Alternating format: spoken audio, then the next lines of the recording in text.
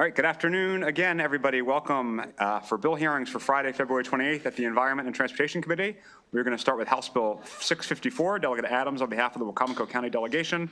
Sunday hunting time restrictions repeal, and if you have a panel, please bring them up. Okay, thank you, Mr. Chairman.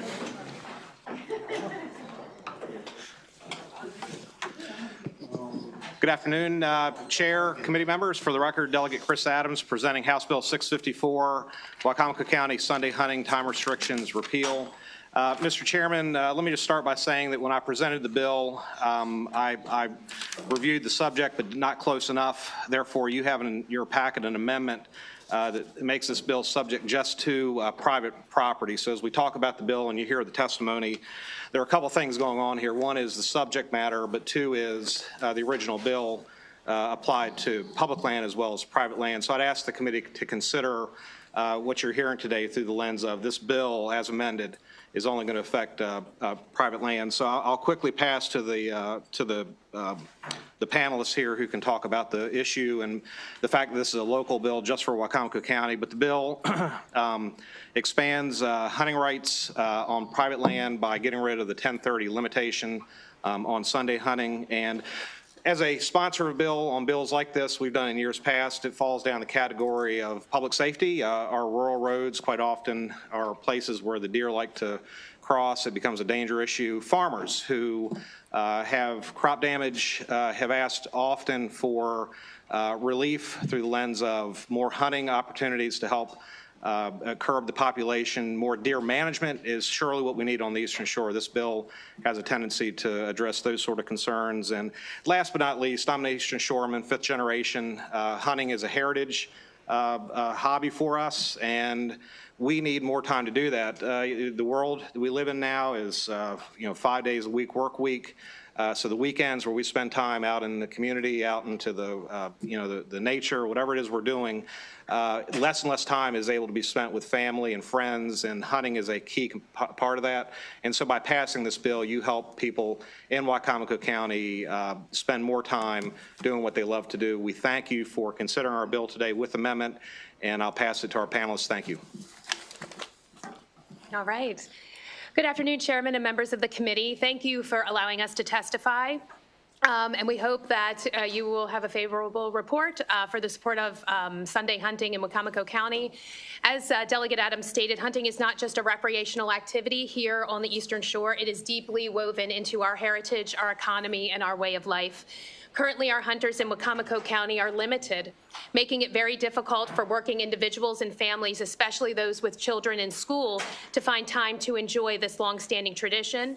Allowing Sunday hunting would provide greater access for hunters, particularly youth, with those with full-time jobs, ensuring that more people have the opportunity to participate in this important cultural and economic activity. And I understand that there are some folks here, particularly those who enjoy horseback riding, have expressed concerns in safety or about the safety and access to trails.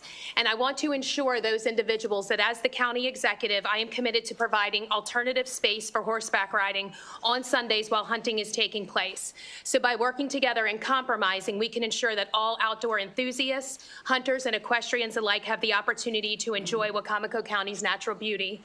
I also want to let this committee know that we held a public hearing in Wacomico County with no opposition. So again, we're looking to compromise, and as Delegate Adams said, we are in full support of the amendment, removing public land from Sunday hunting. This ensures that those who prefer to use public lands for non-hunting activities can do so without concern. And by limiting Sunday hunting to private land with landowner permission, we are striking a balance that respects both hunters and other outdoor recreationalists. So therefore, we ask for a favorable report. Thank you.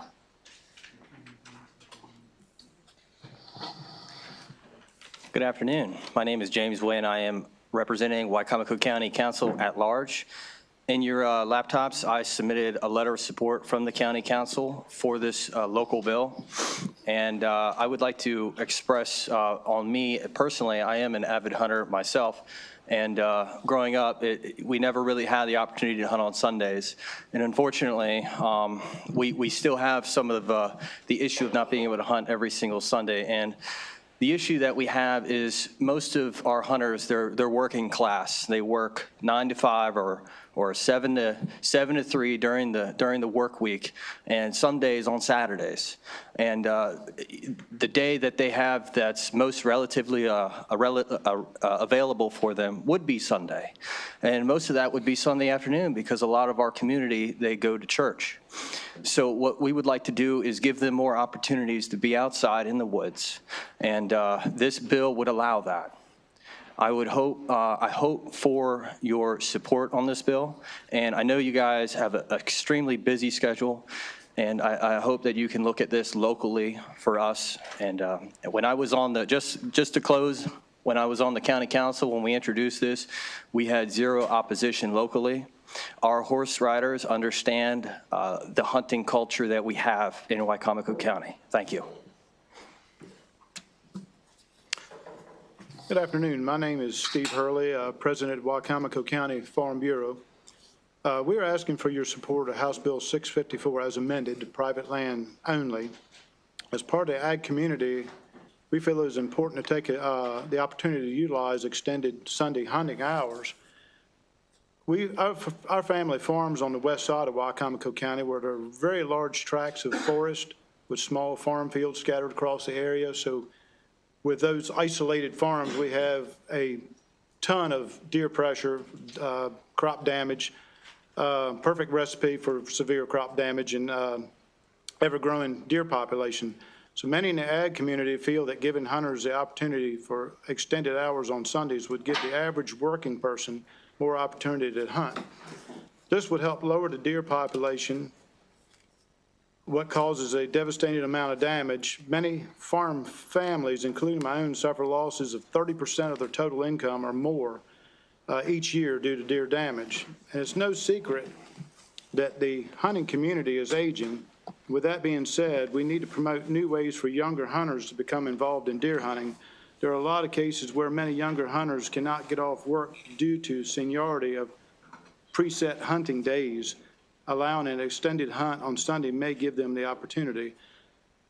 Just speaking for myself, my farm family, we suffer losses in excess of $100,000 a year in crop damage, and we can't keep going like this, and we need any help that we could get to help lower the deer population.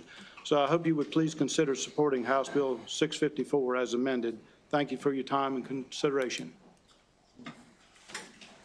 Good afternoon, committee. My name's Thomas Johnson, and I'm an avid hunter as well.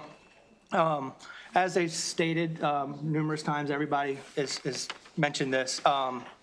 The working class, I'm a working class gentleman. I wake up before the sun rises in the morning. I don't get home till it's dark.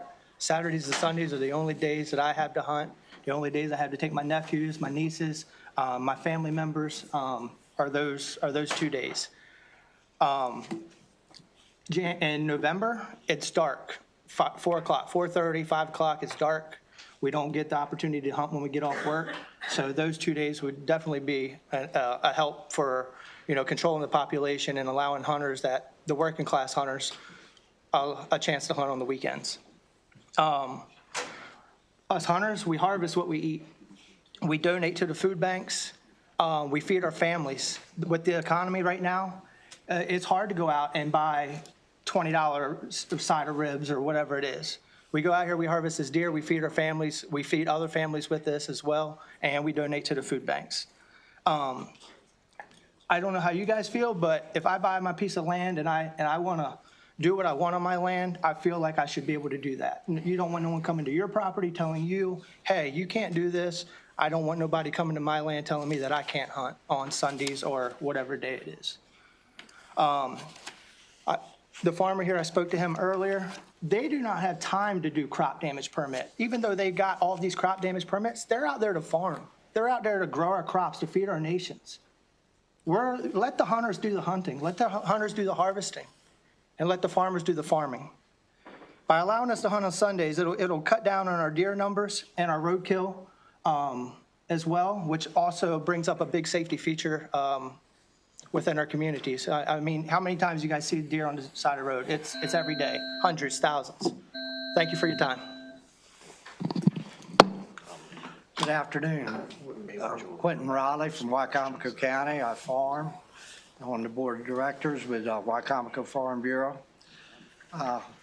We're just looking mainly on my part to control the population, and also with the having the extra Sundays to hunt. I have 5 grandkids that are big into hunting, and they all go to school, and that's Saturday and Sunday is the only time they have to hunt. And I would appreciate them being able to help me keeping the deer population under control themselves. We just, that's the main thing we really need to do is just for controlling the deer. And that's really about all I've got to say. I'm sorry. Thank you very much. We have a question from Delegate Ziegler. Thank you, Mr. Chair. So do I understand correctly, this is just on private property? So a landowner could decide whether he or she wanted hunting or horseback riding going on their property on Sunday Yes, ma'am. themselves, correct? Yes, ma'am. And you would also provide extra horseback riding opportunities? Absolutely. Thank you very much. And just to save any confusion later, the bill as introduced doesn't do that, but the sponsor has or the delegation has an amendment that would do that. Yes. Delegate Baker? Thank you, Mr. Chair. Thank you for presenting the bill. I love hunting. I've been hunting archery for 45 plus years. And I can honestly say I have never in my entire hunting life had an arrow go 4 foot beyond the target that I've shot at. So just a little information from just a little bit of thought from our colleagues. So I hunt from an elevated stand. A comfortable shot for me is 25 yards. This room is approximately 22 yards long. The ceiling is 8-9 foot high. I go twice the height of our ceiling in here. So if you go to the back of the room, you look up twice the distance of our ceiling, you project the arrow across the room, you can see that my arrow is coming down, and if I hit my target, the arrow stays within that 4 foot area of where my target lands. Very few of my, well, I don't know of any of my friends that archery hunt property lines. Highly unlikely that someone's going to hunt directly on a property line. So could we agree that if I do that trajectory and shoot my bow, is my arrow going to go, how likely is it for my arrow to go 4 foot beyond my target? Unlikely. Okay, well, thank you. Yeah.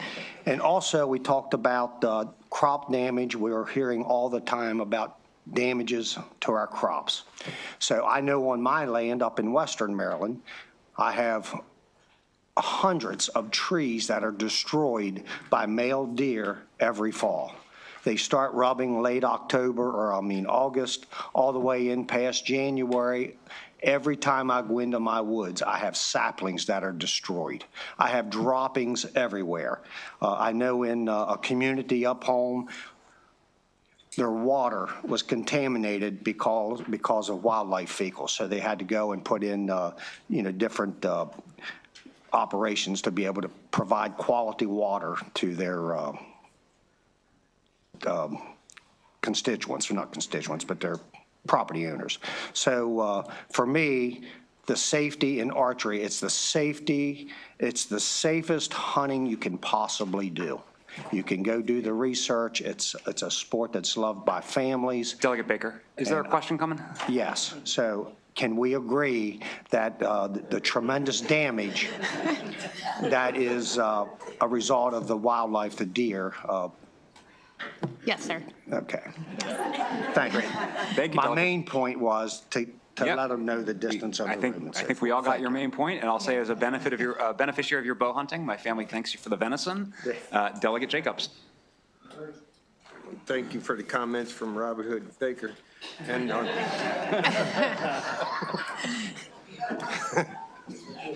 but I really want to ask a serious question. I think it's Steve Hurley. Steve Hurley from Wycomico Farm Bureau. we've been hearing legislation the last couple of days about catastrophic deer damage, and is that in Wycomico County? As where they're saying we have this catastrophic Sitka and whitetail deer Pretty much damage? all the lower 4 shore counties, Wycomico, Dorchester, Worcester, and Somerset. I know we farm on the west side of Wycomico County for the most part, and it's getting worse every year. We've given up over 400 acres of farmland in the last 2 years that we just cannot grow anything on it. Because of deer damage? Deer damage, yes. And those farms become useless to anybody. You know, nobody wants to rent the farm, so what good is it other than hunting? You know, somebody's still got to maintain it or it's going to grow up in trees. Yeah. All right, thank you. Delegate Otto. Thank you, Mr. Chair. My question is directed to Mr. Riley there. Is it not so that you have some heritage that served here in this General Assembly and the state government? Yes, sir, but I'm not trying to follow. No, but, but I want to acknowledge that And he was a farmer. Mr. Riley's father was a state delegate, state senator, and the Secretary of Agriculture, so from Maryland, so. Terrific. Delegate Lehman. Mr. Chair.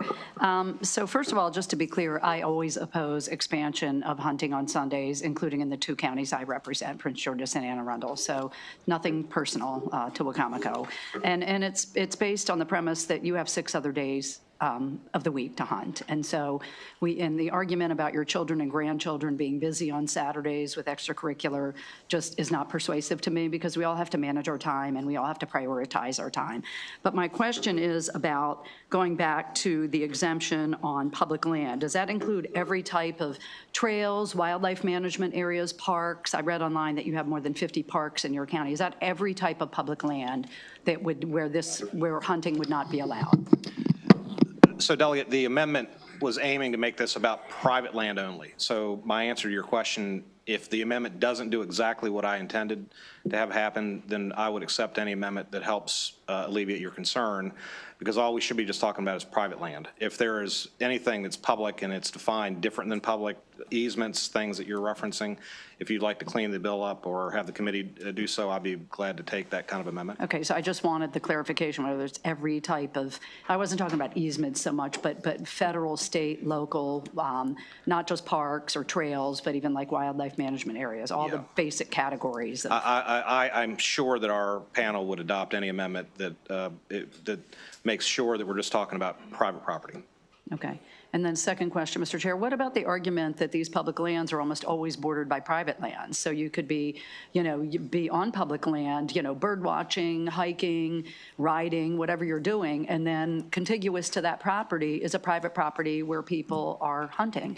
Bullets don't know boundaries, and you could still be at very real risk of being shot. No, and I totally understand what you're saying. That's why in the county, first and foremost, we did a public hearing on this, and we had literally 0 opposition from anybody in the county. But secondly, that's why we want to open up our areas. So when I open up Pemberton Park or when I open up Winter Place Park, these places are not bordered by any sort of private land or anything like that. So we would be able to open those up just during hunting season on Sundays for people to go enjoy the outdoors to make sure that they do feel safe. But again, there was no opposition in my county from anyone when we did our public hearing. But I understand your concern. So you would open up some public areas? But I would open up public areas not for hunting, but for other recreational activities, including horseback riding or bird watching. Yes, ma'am. Okay, thank you. Thank you, Mr. Chair. Delegate Naraki. Thank you, Mr. Chair. Delegate, good to see you. It's been, I think, like an hour since I sat next to you or something like that, so it's been a long time. I do have a question with respect to how this may help with our invasive deer species problem that we have on the lower shore, right? I mean, obviously, we know that the lower shore counties are unique with the Sika deer problem. How do you see this potentially helping with that problem? Well, the Sika deer, there's the Nanticoke River, and literally they can swim across from Dorchester County into Wacomico, and they are invasive to the extent that not only are they small and nocturnal, but they are very difficult to hunt just from the standpoint of their fast. So the point being is that without the appropriate amount of deer management, right, deer management, then we will continue to have growth of and proliferation of those issues that are key in this testimony today for the farmer. Safety, I've got 3 kids literally that drove from Hebron to Mardella Springs to go to school. Early in the morning, let me just say, deer crossing the roads in the morning or late evening is an increasing problem for which that is a public good that we're trying to address. And the other thing to just mention, I'll just add, the world of hunting, the number of people that are hunting it has become fewer. There are fewer people that are hunting. And so if you talk to DNR, you talk about what deer management looks like. I think in some respects, we need to sort of create additional opportunities just to manage. We're not necessarily talking about like expanding broadly and dramatically, but rather just maintaining status quo, because these sort of bills do speak on an incremental level about how we do that. And so your question is well-founded through the lens of by expanding it in an incremental way with some local consideration, support from the citizens of Wicomico County, that at least we're taking a look at that invasive species, having additional opportunities to mitigate those sort of damages that, Sika deer, that's tough. It's becoming more tough in Wicomico. Thank you, Delegate. Great. Let me just remind folks who are joining us via Zoom that you're muted until we call on you to testify. Delegate Allen. Thank you, Mr. Chair. Delegate County Exec, thank you for being here. Quick question. Just we're talking about a relatively small expansion of hunting, right? For all intents and purposes, like I know there was like a time restriction now, but we're amending that. How many weeks is deer hunting firearm season right now on the Eastern Shore? Do you know off the top of your head? 2 weeks. 2 weeks. So we're talking about adding 2 additional days? Correct. Great, thank you. Any further questions for this panel? Okay, thank you. We have a virtual favorable witness, Maribeth from the Maryland Bowhunter Society. Yeah.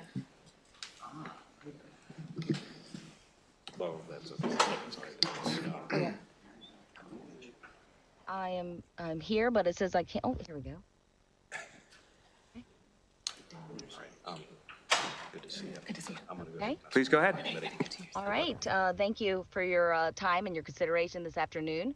My name is Maribeth Kalinage. I'm here today on behalf of the Maryland Bowhunter Society in support of HB 654. As most of these Sundays affected will be archery only, I want to mention that archery is considered the safest form of hunting. I've outlined some of those reasons in my written testimony, but one thing I want to add is that archery is not easy. It takes tremendous dedication, precision, time, and planning. Every minute that we spend in the woods increases the chance of success. And that success is crucial in the efforts to maintain a healthy deer population. And healthy is the key word, because we all know what happens when the land can't sustain the animals. We end up with disease, with car accidents, with crop damage. I think you'd be hard-pressed to find a person in Wicomico County who has not hit a deer themselves or had a close family member hit a deer. When it comes to crop damage, this 10:30 time limit really is a hinder to the efforts. Deer bed in the daytime in the thickest, safest parts of the woods. In the afternoons and the evenings is when they come to the fields to graze under the cover of darkness. So afternoons allow for a much greater opportunity at success. I myself am a certified trail guide and riding instructor, and we ride year-round on public and private land.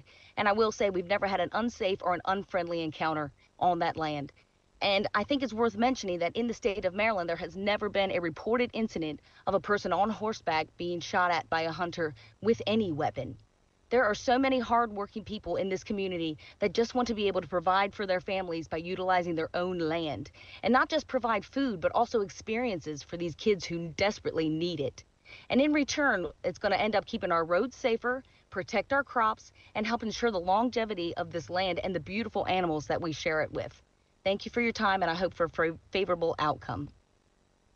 Great, thank you for your testimony. We will turn to virtual unfavorable testimony. We'll start with Jane Siegler from the Maryland Horse Council. Thank you, Mr. Chairman. Again, I am Jane Siegler. I represent the Horse Council, which is the statewide trade association for the entire horse industry in Maryland.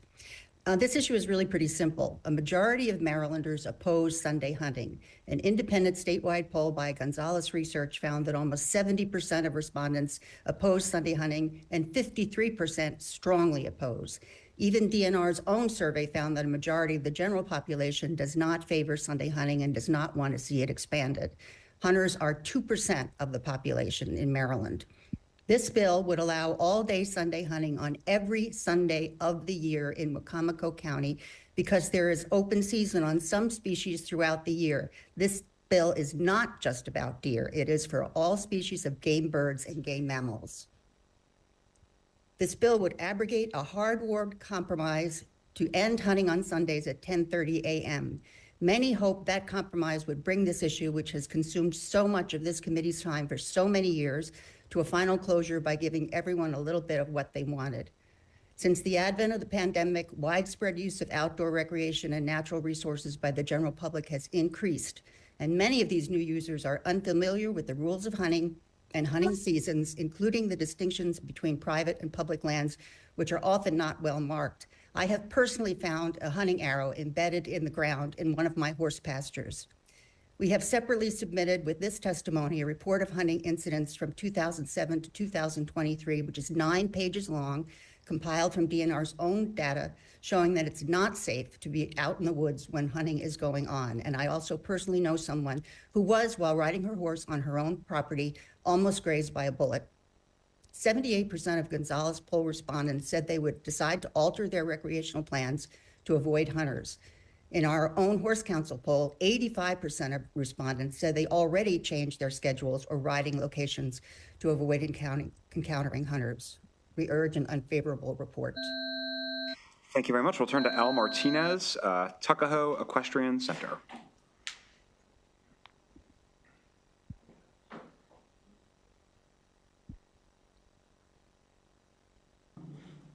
Mr. Martinez?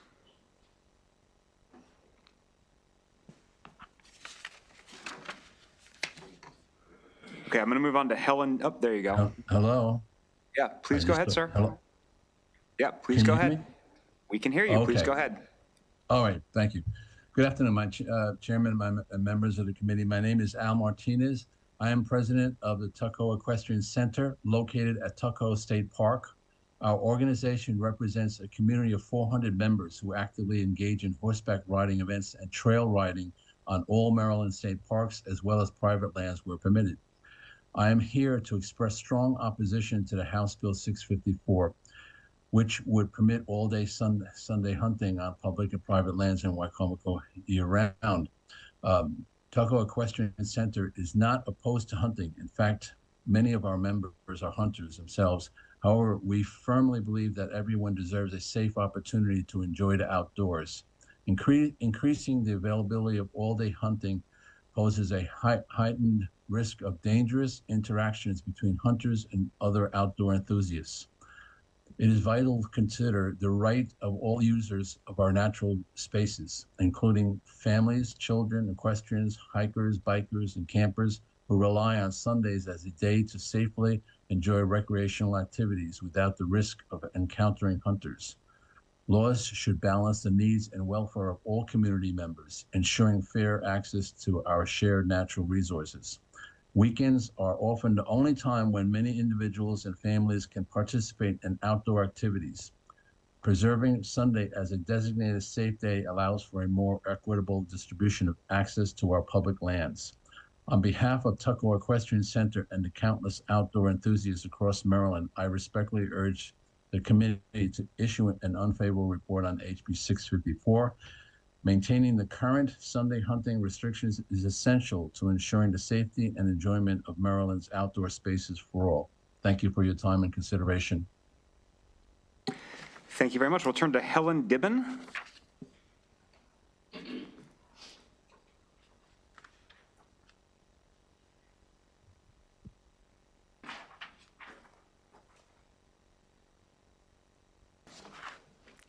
Helen Dibben.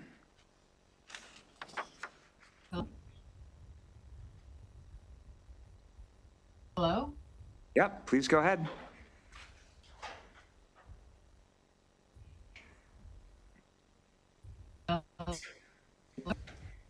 So, Ms. Dibben, unfortunately, I think your broadband connection is not working very well. Can you, have to hold a lot of trail riding. Ms. Dibben, can you try turning off your video? I think that might help with your internet. Okay, just put me down as a. Okay. I'm not sure how to do that. Hang on. Okay. Is that better? Yeah, please go ahead. Is that better? Yes, I am a resident of Wycomico County and trail ride. And I just want to add to I am against this bill because some of the trails on public land also are right next to private lands. And I have seen wild turkey season is coming. People are out with shotguns. I have already seen shotgun shells within 20 feet of a road. So it's not as if, so somebody's shooting right next to public space. So you can't, I don't see how anyone can say that every hunter is going to necessarily have their back to the public lands when they see a prey. Do hunters have 6.5 days a week? Can we please have our 1/2 a day? Because again, it's not just deer season, it's most of the year here. Thank you. Thank you very much. We'll turn to Joyce Bell.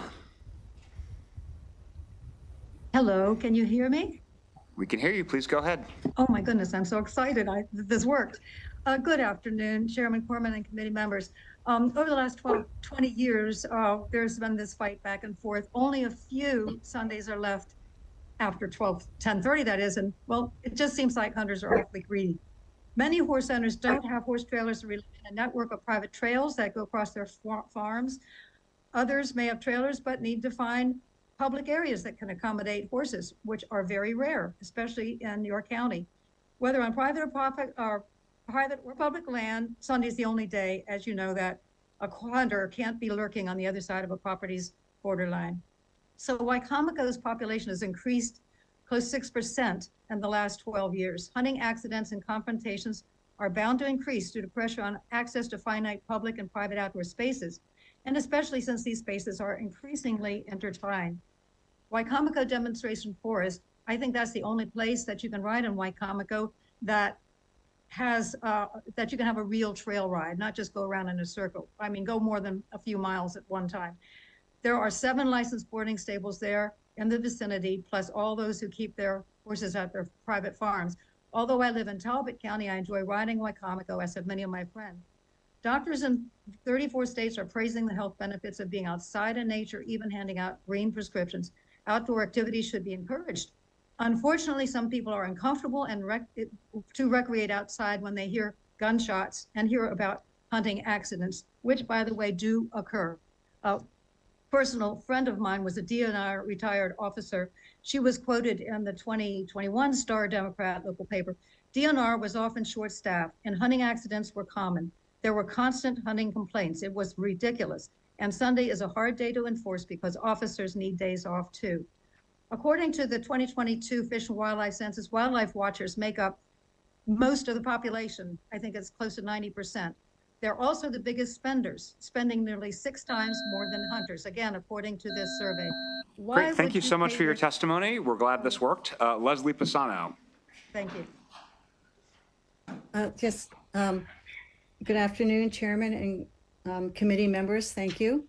I am a landowner and I support sportsmen and sportswomen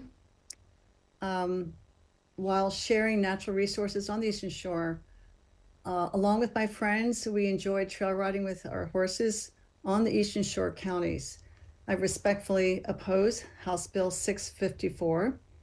And at the moment, with the 10:30 cutoff for hunters, this is the best compromise we've been able to work out for all these years. And if we give this up, we're not in control of that, of course, but if the committee members give that up so that's guns and arrows, whatever hunting is or trapping, whatever it is, there is no compromise. We've lost all control of having it open to other folks. Those of us who are involved in this these bills know what's going on, but so many joggers and families and dog walkers have no clue what's going on but in the woods that they're walking if they're walking on a county road. So we're not just supporting accessibility for trail riders, but it's for the people that have no idea that they could be walking between two different private properties or woods and not knowing that there's people in the woods. A hunter does not want to come across the Bay Bridge and give up their valuable time to get in the woods and then find out that there's all these chatty noises or bikers going by. So that's a lose for them. We don't want that. We want them to have a valuable time in the woods, but give us what we have left of Sunday, please. And there's a friend in Dorchester. He says, I'd love to be able to walk on my farm on a Sunday without the fear of nearby gunning. I'm not anti-gunning, but a day off is a nice respite. Thank you. Thank you very much. We'll turn to Evelyn Dibben.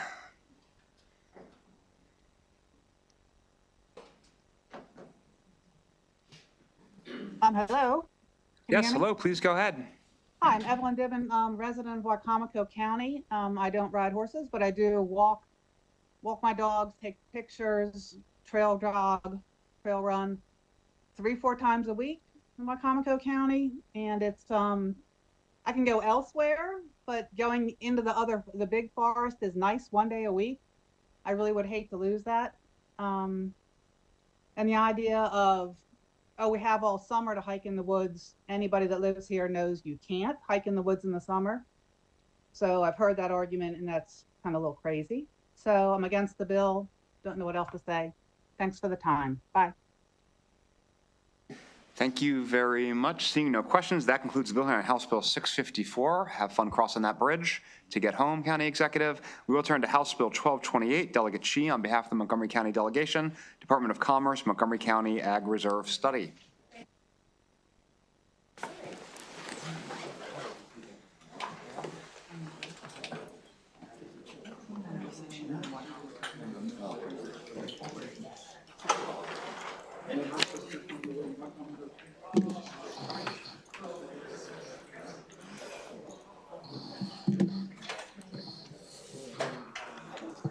Good afternoon, Mr. Chair and the wonderful ENT Committee. I am Delegate Lily Chi here to present HB 1228 on behalf of the Montgomery County Delegation. And I think this will be the easiest bill for you this afternoon. At least I hope. All right. Okay, that concludes the bill hearing on House Bill 1228. More favorable, thank you.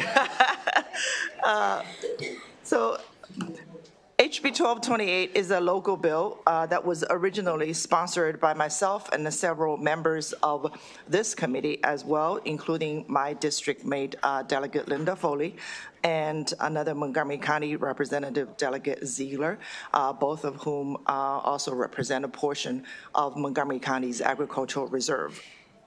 HB 1228 requires the Department of Commerce to study Montgomery County's ag reserve economy, particularly as it relates to tourism and visitors. This study builds on Western Montgomery Economic Summit that we hosted in 2023 with participation from state and the county government agencies as well as local community and business leaders. Many of you may not know that about 1/3 of the land in Montgomery County is in agricultural reserve, an area dedicated to agriculture and open space. A large portion of that is in our district and mostly in Upper and Western County. Ag Reserve is a unique and a vibrant asset for our states and the region's economy. While farming plays a major role in Ag Reserve, there is much more to Ag Reserve economy, including tourism, breweries and wineries, artisan shops, historical sites, and the recreational activities that you won't find elsewhere. In addition, there are a growing number of exciting new opportunities like food innovation hubs to better leverage Ag Reserve and build an ecosystem that better integrates with the larger economy and the community and contributes to food innovation, environmental sustainability, and economic vitality. Unfortunately, we have a significant knowledge gap and a data gap in our understanding of the agricultural reserve economy. For example, what is the current business landscape within the ag reserve beyond agriculture? Why do people visit the ag reserve? Where do they come from?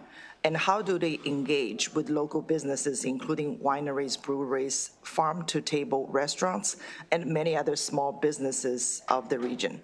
And equally importantly, what are we missing out on? What could be new opportunities to build an economic model that is sustainable and more connected with the larger community and economy? For example, how can we better address food insecurity and climate challenges while supporting local businesses and farms through innovation and entrepreneurship? How can we scale up success stories to encourage promising economic activities? For these reasons, HB 1228 will commission a long overdue study by the Department of Commerce in coordination with several partner organizations that we have spelled out through an amendment that the committee should have received. These are mostly local organizations such as Montgomery County Office of Agriculture, Visit Montgomery, and several other economic development-related organizations, including the Department of Planning. Each of them have a tremendous amount of data and have been working from their own angles to better understand agricultural and tourism economy. So the fiscal note needs to be greatly adjusted. Commerce has confirmed that they can do it with existing resources, so it should be next to zero, if not zero, basically. This current fiscal note was based on the original bill and a very different angle. So with that, I urge a favorable report, and thank you very much. Thank you. Are there any questions? Okay, that concludes Bill here on House Bill 1228. We'll turn to House Bill 1177, Delegate Hill, Landlord and Tenant Repair and Maintenance Complaint Hotline Establishment. Good afternoon, Mr. Chair. Good afternoon, committee. Delegate Terry Hill on House Bill 1177. I'll start off by saying that this bill is designed to help tenants to have an opportunity to report complaints with repairs that have not been adequately addressed by the landlords or the landlord's agents. This committee and this body passed in 2024 legislation setting up the Office of Tenant and Landlord Affairs. And in conversation with Housing Subcommittee Chair Holmes earlier this year, trying to figure out how I could address problems that I was seeing in my district, where there were tenants who were reporting that they had reported complaints to their landlords over and over and over again.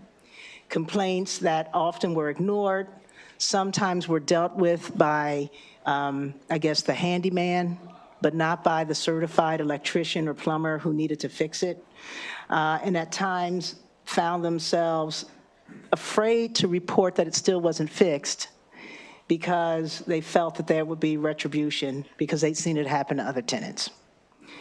I wondered about, and what this bill was set up to do was to set up a hotline where they could file those complaints and where there would be a repository of complaints that the state and other agencies, including local housing and zoning control, would be able to look to see, well, wait a minute, are there some patterns here that we need to address? Or is it just, Terry complainer, Natalie complainer, Jen complainer, complaining all the time, or is there a real problem? So that's what this bill was for, and we've already amended it because the Office of the Attorney General was very clear that they weren't the right place to house this hotline. And the newly established Office for Tenant and Landlord Affairs said that they were planning on setting up a center anyway, not necessarily a hotline, but you can report stuff to them. So we have an amendment that actually has just arrived today that would move this hotline from the Attorney General's office to the Department of Housing and Community Development to be in that new department. I've also looked at some of the opposition testimony, and I think it really falls into three categories. One, again, and they're looking at the bill when this was housed in the Attorney General's office, that this might be duplicative, not just with the Office of Tenant and Landlord Affairs, but also because of local zoning and housing organizations. I think with the new amendment, it's not duplicative, and I think if anything, what this would do would help support those local authorities in enforcement and but I'm certainly open to talking to them to amend the bill to make that clear. The second complaint is that there might be frivolous or malicious complaints, and they wondered why tenants would be allowed to report to this hotline without giving notice to the landlord or having tried on some occasions 1, 2, or 3 times with the landlord before they filed the complaint. And again, I think those are things that we can certainly look at because I'm not looking to make things hard on landlords. And I think a lot of this is not about landlords, frankly, at least in my districts. It's often about the management companies that the landlords hire and not the landlords themselves. And if the management companies are the intermediary, the landlords don't even know that there are continued complaints that are not being addressed. And then the third issue was that we wanted to make sure that the landlords had the opportunity to redress. And I think that the bill was never designed to say, I make a complaint to a central location and they go after the landlord. It was meant to say, I make a complaint, I'm given direction, I'm directed to appropriate agencies who can help me with the complaints, including local code enforcement. And if that's not satisfied, then there are some other ways of redressing an opportunity for the information to be aggregated so that patterns could be seen and that perhaps the office, just as, I don't know if many of you have worked with the Consumer Affairs Division of the Attorney General's office, but as a business owner, I've had occasion when they've called me and they've said, we have a complaint from one of your patients, and we think that this is something that can be resolved and not have to go to court. And they've told me what the issue was, and we've talked about remedies, and we've remedied it, and it was a very just calm and straightforward process that actually avoided litigation in courts and fines and all that kind of stuff. So I think this could work in a similar fashion that a company might say, listen, we understand, we've heard from 3 people in your facilities who are saying that this is a complaint. If you look at some of the testimony that's been offered, we do have some folks who are living this experience. Ms. Lyles actually gives you a chronology of complaining and what eventually happened and what she's seen and the kind of responses she has. And one of the other people giving testimony, Ms. Williams, is someone who, through the school system, deals with families who are dealing with these problems all the time. So I think it's a real problem. I'm open to working with the various stakeholders to come up with other amendments to make this work better, and I'm very glad that the amendment to move it out of the AG's office to the Department of Housing has been accepted by both. And with that, I'm here for any questions. Thank you very much, Delegate Hill. Are there any questions on the bill? Delegate Tarassa. Thank you, Mr. Chairman, and thank you, Delegate Hill, for bringing this bill. I think it's actually addressing a really important issue. A couple of things. Are you saying, and I'm sorry I didn't get to read all the testimony ahead of time. You're saying that if you move, and I didn't see the amendment, but you're trying to move it to Department of Housing because they have that office, and they wouldn't be going after this. It wouldn't be a prosecutorial thing. It would be more of a hearing the complaints and referring people out. I think it has a couple things. So as set up now, as the bill that we passed in '24 has set up, this new Office of Tenant and Landlord Affairs has the responsibility for publishing and promoting the Tenant Bill of Rights every year. They are there to help direct tenants who have issues to proper resources to use, which could include legal services or other offices, so they're already doing that, but they don't really have, although they take calls, they don't really have, and they're saying they plan on some point of having a complaint line. But I want to make sure that there is a complaint line and that it's advertised and people know how to use it. And I really think, again, open to some qualifications that tenants ought to have some place that they know they can call without fear of retribution. Right. To say, I have a problem, that this would be the best place to house it, and that by being a repository for those complaints, which we don't have, it would allow the state and other entities to search that data or to be notified of patterns. So they might say, across 4 counties, this particular manager has had a series of complaints. We need to alert the Consumer Affairs Office of the AG's office because they may want to look into this. They might go back, and the other thing we will be doing with the amendment is make sure, because I thought this was really challenging too, the state housing and its local affiliates that take care of HUD housing. Okay. They do inspections before they will clear a unit, right? And if there are violations, the tenant's not allowed to move in. And once the tenant moves in, they do periodically go through, and if there are other violations, they only have 2 remedies. They can hold back on some of the payment to the landlord until the repairs are done, or they can offer to move the tenant. And what we've seen happen is that, again, they have no enforcement authority.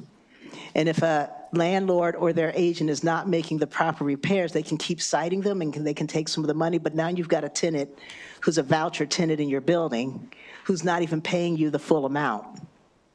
Right. And so they get moved, and so they keep getting punished. It's Friday afternoon, so can you just try to keep the answers a little tighter, because we have a number of other questions. I want everyone to ask their questions. Delegate Tarassa, please continue. Yeah, and I can ask you most of these offline, but I just want to try to understand, is your goal for this to be more for a tenant to get information, or more to keep that information that the tenant is giving? And if it's the second one, is there any responsibility this office has to then do anything with it, or is it more sort of data collection and It's then the we'll figure out second what to do one. with it? It's the second one. And then is it data collection, or is It's it? both. So it becomes a repository, but they're also to contact the tenant, the landlord, and say, we have some complaints, or we have a complaint. So they can do both. They can direct the tenant on how to deal with it, or who to contact to deal with it. Yeah. But they can also contact on behalf of the tenant, or they can contact code enforcement, or they can contact whoever should be contacted. Yeah, it's interesting that you had, right, yeah, I'll talk to you offline. I think it's interesting that it sounds a lot like what the Attorney General's office does with like consumer complaints, but I understand why, yeah, well, I'll talk to you offline. I understand. I think it's a good idea. Delegate Celebrity. Thank you, Mr. Chairman. It says here, refer the tenant to a legal services entity. Now, I know in Montgomery County, yesteryear, it may still be in existence, they have a landlord-tenant office. Do we have one here that you're referring to? That could be one of the places they're referred to. So people who can advise them of what their rights are, the office isn't going to advise them of what their rights are, or how they can make redress, or what they can do if they're not getting the repairs taken care of. But these other entities can. So we're not asking that the Office of Tenant and Landlord Affairs become the agency, the arbiter of that advice, but they have the resources. That's how we set it up a year ago. And so they can refer that out. They're telling the tenants where to go. Thank you. Thank you. Mr. Chairman. Delegate Lehman. Thank you, Mr. Chair, and thank you, Delegate Hill, for the bill. Just really briefly, so first of all, the Tenant Landlord Affairs Office is housed under DHCD, correct? Yes. Under last year's law. And had they been contemplating, or were they ever thinking of setting up a dedicated number, a hotline, or are you just getting ahead of them, or? They're planning on it, but not necessarily a hotline, and not necessarily what these seem responsibilities. So they're planning on just having a phone number that people can call, and they can do all the things we enabled them to do under the legislation that created them. Right. But there are some other things, like making sure that housing complaints are reported to local code control, and local code control make sure that housing knows that there are other issues going on. So there's some communications. We're trying to facilitate better communications. And I agree with that goal. I was just curious because I went on the website and it actually instructs people, where do I file a complaint? Please mail your complaint to the office. Exactly. Which is obviously, there's not a sense of urgency there when it's a really serious situation. So, I applaud you for making this move. I just wondered if in between, maybe an interim step could be at least promoting an email address that people could use, because all this says is mail in your complaint. So Yes, just and a I've been thought. on the website too and found it a little, but I understand that they're just getting Okay, rolling. thank you. Thank you, Mr. Chair. Yeah, thanks for bringing that up. That's ridiculous, so thank you. All right, I do not see any further questions. That concludes Bill here on House Bill 1177. We'll turn to House Bill 1184. Delegate Riley, Port of Deposit State Historical Park, size and scope, and if you have a panel, please bring them up with you. Thank you.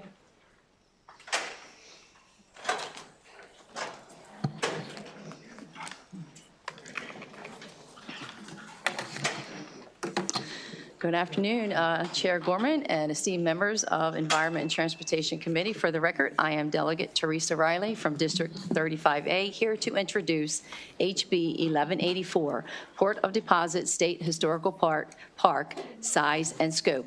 The bill reduces the size of 150 acres to 12 to 19 acres of property to be transferred by Bainbridge Development Corporation, which is BDC, over to the Department of Natural Resources, DNR, which designates the Snow Hill Archaeological Site and adjacent wooded conservation area to be transferred for inclusion in that would be the Port Deposit State Park, and delays the transfer date by 1 year to June the 1st, 2026. In concept, the Port Deposit State Park was amended into the Great Outdoors Act during the 2022 session with no funding sources. In 2023, through legislation, we were able to push back the transfer timeline, reconvene a new stakeholder committee to allow us to take a comprehensive look at the entire proposed project, which led to our second DNR report. Based on the latest report submitted by DNR on November the 4th, 2024, as expected and stated previously, the preliminary estimated budget is over $56 million with still no funding source.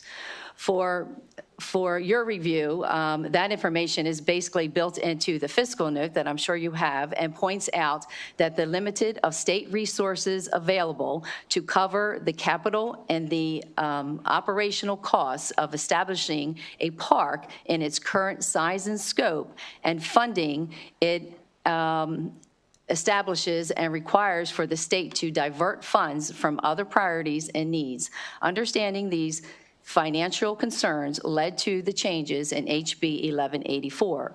Majority of the stakeholders felt the best way moving forward was to adequately determine the type and level of public access that may be possible and even practical given the physical, environmental, archaeological, historical, and legal concerns and constraints on the present property and its sites. In conclusion, Snow Hill is the most important aspect of the Port Deposit Historical State Park. The legislation shows a clear priority to educate the public about and preserve and to interpret the lives and experiences of Black Americans both before and after abolition of slavery. This bill is sponsored and supported by 5 of the 6 delegation members and is a cross-file of both senators in SB 477. I respectfully ask for a favorable report and happy to answer any questions at the appropriate time. Thank you. And then you go ahead and introduce yourselves. Oh, you're going first. And then, Good afternoon, Mr. Chair and members of the House Environment and Transportation Committee. My name is Adam Strait, and as a Cecil County executive, Cecil County government stands with the town of Port Deposit and the Bainbridge Development Corporation in supporting HB 1184 for the following reasons. First, the amendment to the Great Outdoors Act regarding Snow Hill was introduced hastily, without input or knowledge from the BDC, the town, or the Cecil County delegation. It wasn't until it was too late.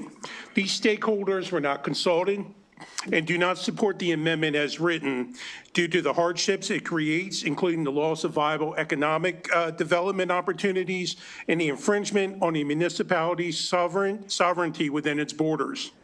Additionally, the Department of Natural Resources has made it clear that it lacks the resources to develop or maintain this park, meaning that the land will likely sit unused indefinitely. There is no precedent that I'm aware of for a state park being created without the consent, input, or participation of property owners, local jurisdictions, or county delegation. Good governance requires listening to the entire community and working collaboratively toward a common goal that serves all interests. Second, HB 1184 aligns with the original intent of recognizing Snow Hill as a historically significant site commemorating Black American history in Port Deposit. Downsizing the park makes it more financially feasible for the DNR to maintain, especially in challenging fiscal times. It also allows the BDC, the town, Cecil County, and the Department of Commerce and the Maryland Department of the Environment to coordinate efforts toward a viable plan that leverages the site's location, history, connection to downtown, and recreational potential. Ultimately, Great. Thank you so much. We appreciate your testimony. I think we can go on to, is it Ms. Rinkerman? Good afternoon, Chair Corman, Vice Chair Boyce, and members of the committee. My name is Vicki Rinkerman, and I am the town administrator for the town of Port Deposit. I have been with the town for 11 years. I am here representing our town's elected officials and express our gratitude for this opportunity to testify in front of you today. In addition to the testimony that was provided, you also have a draft Port Deposit restoration plan for this area.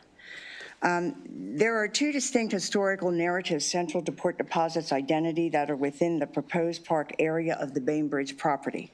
Snow Hill Archaeological Site is the first free African-American community that thrived from the 1840s to 1900. Thrived. Free Black merchants and laborers established the community in the downtown business district on South Main Street. So if you can Google map at your convenience and do a street view of Port Deposit, it's the Susquehanna River, the Norfolk Southern Railroad, Main Street, and a 200-foot granite cliff that goes straight up. So Snow Hill was in the downtown area of Port Deposit. The Tome School for Boys, which was founded by Jacob Tome as a college preparatory school for affluent boys, was located on top of the 200-foot cliff. The granite buildings were constructed on that bluff above South Main Street, and the buildings were later used by the U.S. Naval Base until 1976. As the other two speakers before me said, that House Bill 1184 aligns the original intent of your Great American Outdoors Act to recognize and celebrate African American history in our community. Port Deposit, since this property is in Port Deposit town limits, we have zoning authority on this property. The entire section of the Bainbridge property that includes the sites that we have mentioned will be zoned open space, park, recreation, and open space district. Great. Thank you so much for your testimony. We'll move on to the next witness, please. Good afternoon, Chair Corman, Vice Chair Boyce, and members of the committee. My name is Tony Sprinkle, Executive Director of the Bainbridge Development Corporation. The goal of the Lower Susquehanna Heritage Greenway, the Maryland Historic Trust, BDC, and the town of Port Deposit has always been to preserve the Snow Hill site and connect it to the historic downtown area, ensuring that the site's importance and history are not only maintained but celebrated. The original legislation creating the park blurred the lines between Tome School and Snow Hill, two neighboring areas with very contrasting histories. The legislation also neglected the insight and opinions of the residents of Port Deposit and the Black American community in Cecil County, two voices that matter most.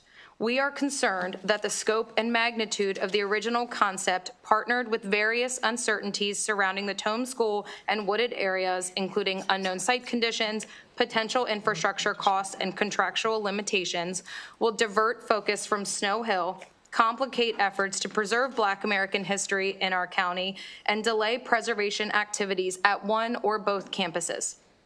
It is unfortunate that misrepresentations surrounding this topic are being propagated to suit personal agendas rather than prioritizing the betterment of our local community.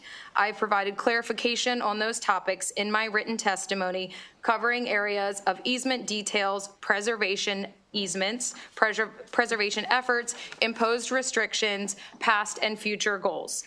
In closing, I urge your favorable vote for House Bill 1184 as it prioritizes the preservation of Snow Hill, a site with profound historical significance that deserves immediate and focused attention, while also giving our local leaders and our community time to provide thoughtful consideration of the future of Tome School.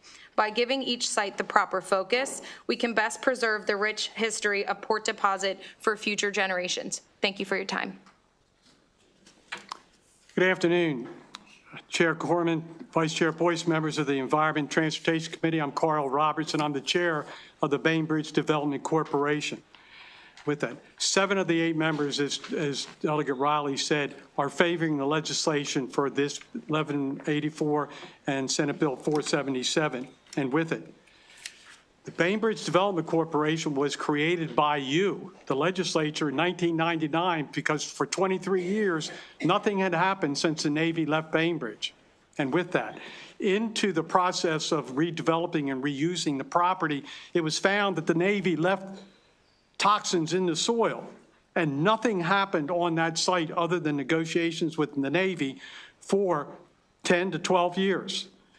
In 2019, the Navy signed an agreement to cover the cost of part of the cleanup, and we have been rocking and rolling ever since.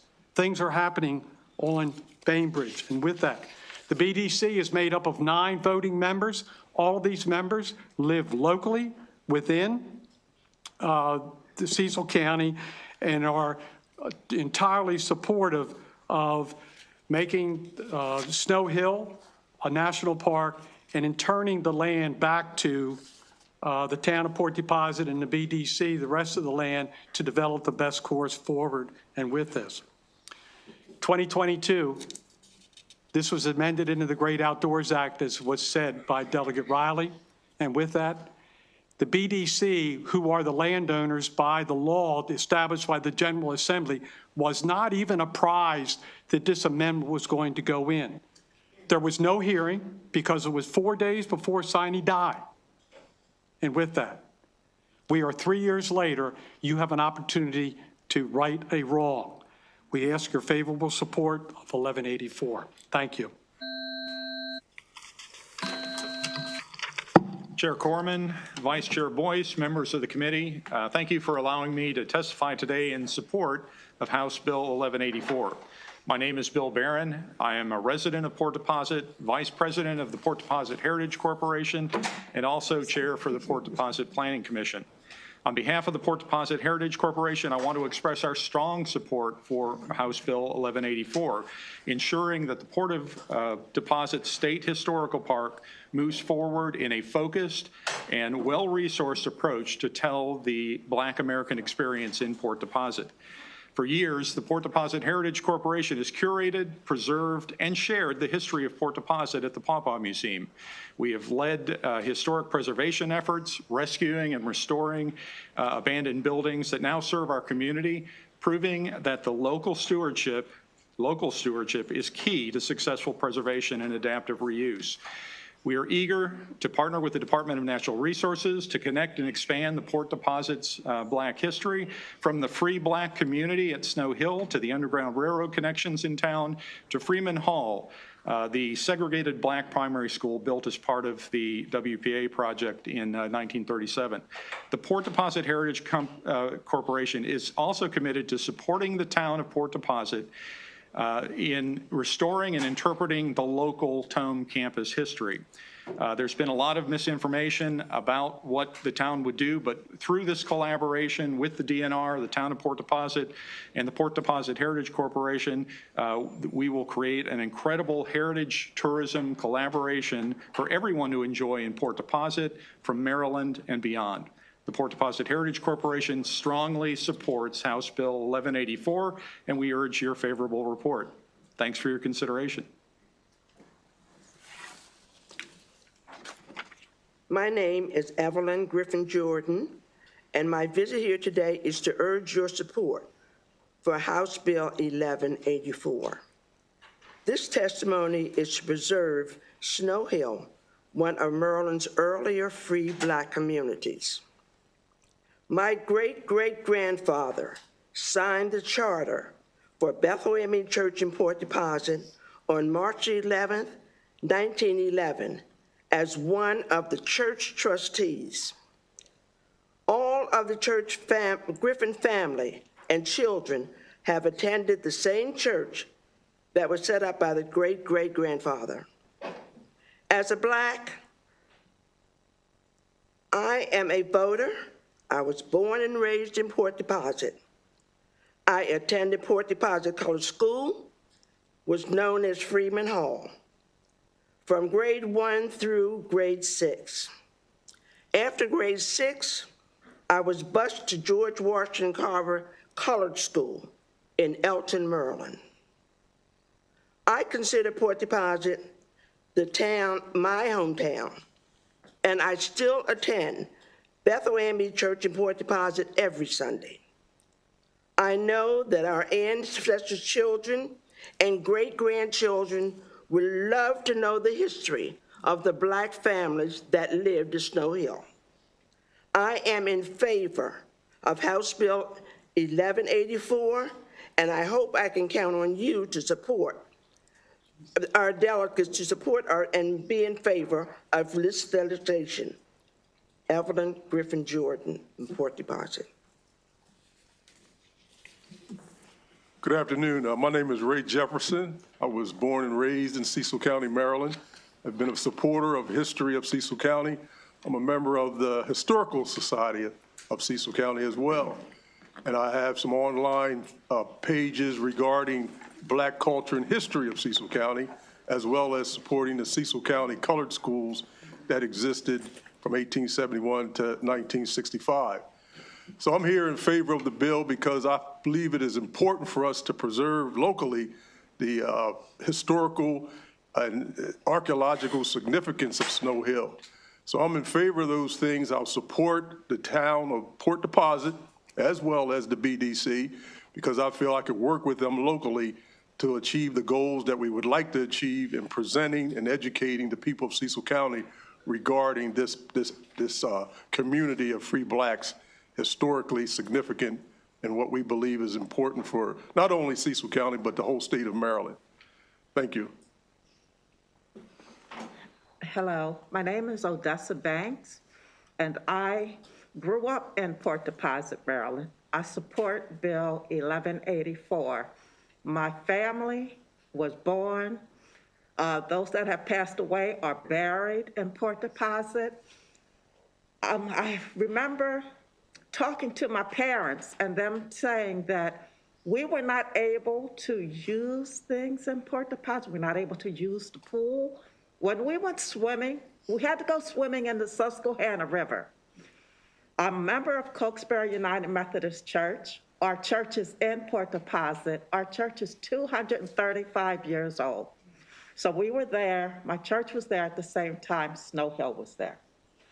I support this. I ask that you all please support this. As times are now, there are so many things that are being taken away from us. Our history is being wiped out. with the president just signing away. You can't talk about this, you can't talk about that. They're getting rid of everything related to us and our history. So I just ask that you please support Bill 1184. Let us have our piece of history. Thank you. Hello, my name is Erica Burge, the president of Community Connecting Us, a nonprofit in Port Deposit. I am here today as a representative of my community, my neighbors, and my friends, and I'm asking you to support HB 1184. I first heard about Snow Hill 5 years ago through my friendship with Miss Evelyn Jordan. She shared stories of Port Deposit's Black history, including the history of her family. And my initial objective in supporting this bill was focused on fiscal responsibility and ensuring that Miss Evelyn could one day stand where her great-great-grandfather once taught at Snow Hill. Now, when Mr. Daniel Griffin shared his story with me, he made it clear. The story of Snow Hill and the Tome School do not belong together. Not just because they existed in separate timelines, but because of their impact. Jacob Tome established free education for many children in Port Deposit, but Black students were not included. Mr. Griffin, like Miss Evelyn, Miss Alice Clark, and many others boarded a bus every day, passing the Tome schools on their way to the segregated Elkton Colored School 23 miles away. Then Mr. Griffin said something that stopped me in my tracks. He said that including anything to honor Tome's Institute School in a park meant to honor his ancestors would be like putting up a statue of Robert E. Lee. His words widened my aperture and made me realize that the only historical site that belongs in Port Deposit is Snow Hill. And according to the Great Maryland Outdoors Act, the intent of the Port of Deposit State Park, sorry, I said that wrong the first time, is to educate, preserve, and interpret the lives and experiences of Black Americans before and after abolition. It's not that Jacob Tome's story shouldn't be told, because it definitely should, and we all agree with that. But it should not be told on the same page as Snow Hill. And now this bill will ensure that that preservation is more than protecting artifacts. It's going to be about honoring the lives, the dignity, and the lived experiences of the Black community, then, now, and into the future. Great. Thank you for so much testimony. I do just need to clarify something, because there's a little bit of an insinuation being made that the General Assembly did something to Port Deposit. And I just want to make sure everyone remembers that it was a Cecil County delegate, duly elected, who pushed the amendment that you all are talking about. So I do just want to clarify that, because I heard a little bit of an insinuation. That's okay, Delegate Riley. I heard it. You didn't have to hear it. We have some questions from Delegate Ruth. I'm not sure what amendment somebody had mentioned, but there was no amendment to this bill. Are you talking about the amendment Correct, Delegate Riley. I'm talking about when this was all set up. Yes, correct. Okay, yeah, Delegate Ruth. Thank you, Mr. Chair, and so I'm just trying to understand some things here. So first of all, Ms. Evelyn, I wanted to thank you for sharing your story. So if I understand right, this would reduce the acreage of the park from, according to DNR's letter, from 120 to 150 acres down to 12 to 19 acres. Is that correct? And does Bainbridge Development Corporation owns that land currently? Okay. Yes, so currently the Tome School and the Snow Hill Archaeological Area were within the deed that was transferred because those properties were acquired by the U.S. Navy in the creation of the former Naval Training Center at Bainbridge. So while we are the landowner, we are not the unilateral authority. There is a preservation easement on both of those campuses that require anything that happens on those campuses. It must go through the review and approval through the State Historic Preservation Office, which is the Maryland Historic Trust, as well as the easement director within MHT. So we are the current owners, but anything that would happen on the property, we would have to work within the town of Port Deposit as they are the jurisdiction, and we would have to work with the Historic Trust as the State Preservation Office. Okay, thank you. And so that maybe answers my other question, but let me just clarify. So some of the opposition testimony talks about development, including potentially warehouses. Are there any plans to put warehouses on this land, or is there any possibility of putting warehouses?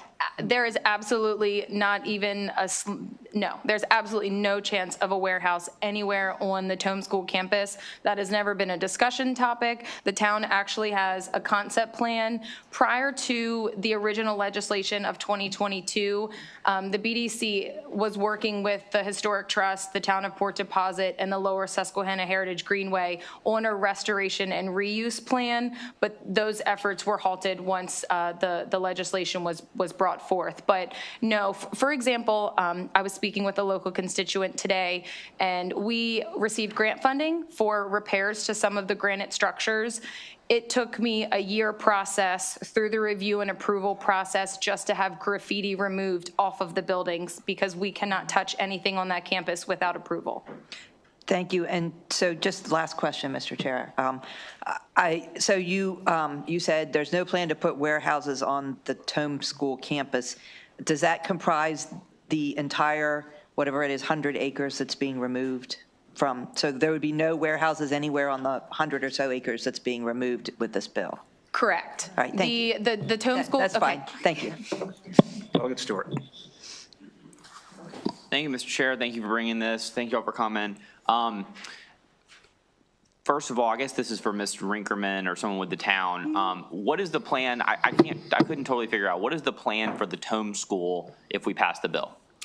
The Tome School has 3 granite buildings that are left. Yeah, I looked at I mean, the ruins are beautiful, like the stairwell and like the facade. I mean, obviously it's, you know, in bad shape, but it's, I mean, it clearly was a really beautiful campus. Correct, yes, it was. And there were Italian gardens that were also part of that campus. So that would be, you know, our goal would be to totally restore the 3 buildings that are left. The Italian gardens would be put back exactly the way they were back when the campus was, you know, when it was owned by Jacob Tome.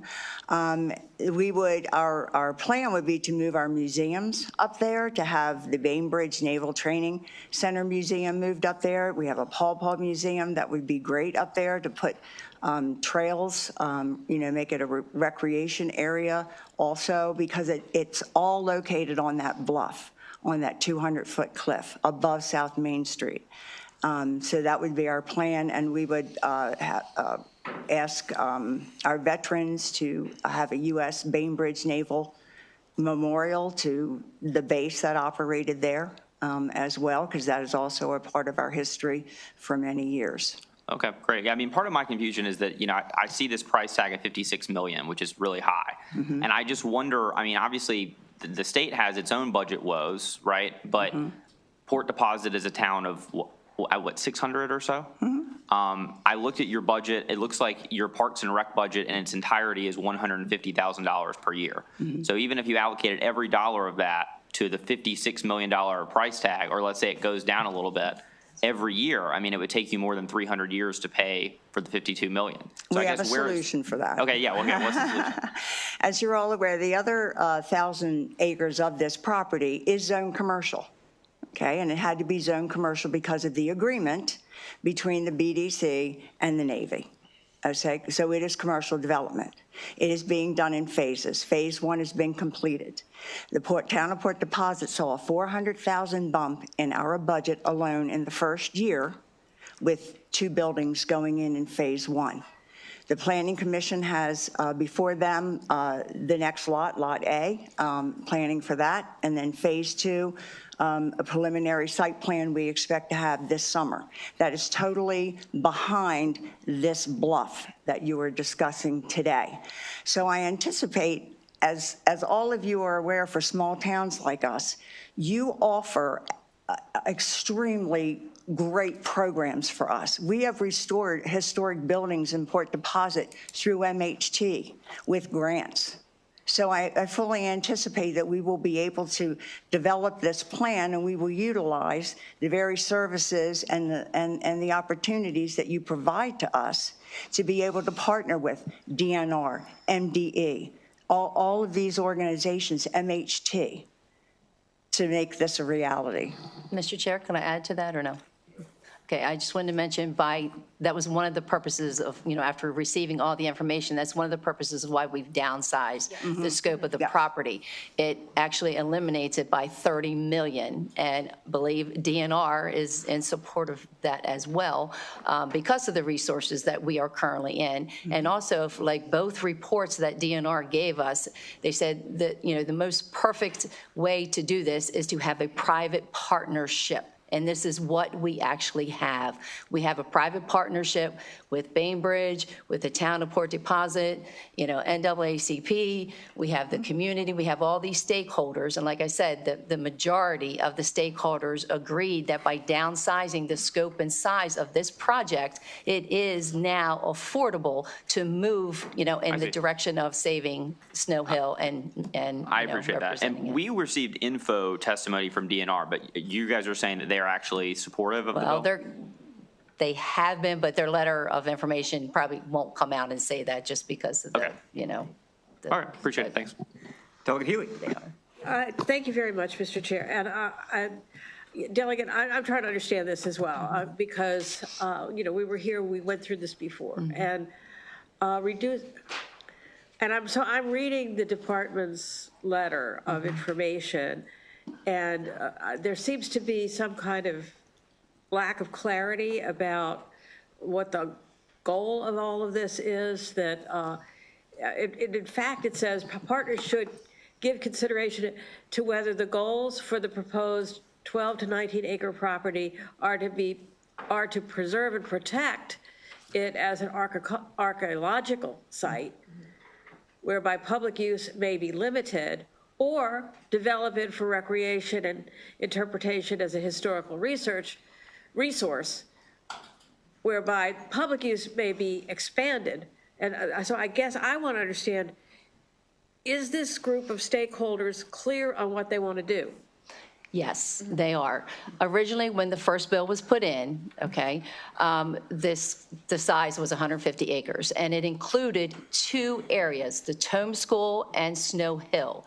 Due to, after two commissions on stakeholders, being part of this, and DNR at the helm, who actually did both reports, come to the conclusion that if we want to do something and have a state park for the public to come and view, which area or which phase would be better. And we all came to the conclusion that, yes, let's protect the history and the education and of the area of Snow Hill. And it's actually more feasible in cost. So DNR and the stakeholders, said, okay, well, the reports are leaning this way. What's more important? We feel important now, we still want a state park for the public access. So can we do both now? No. Can we do one in a good fashion and move forward, for all stakeholders, the town, the county, and for the history? And that's what we elected to do. So that's why we downsized that portion of property, just to take in consideration the Snow Hill, which has a lot of history in Cecil County and the Port of Deposit. That answers that question. I really appreciate that. I only have one other question, and it really is, I guess, for the representative from the county that testified. Is he still here? Adam. You're the county executive? Yes, ma'am. If you could step forward so I can ask you the question.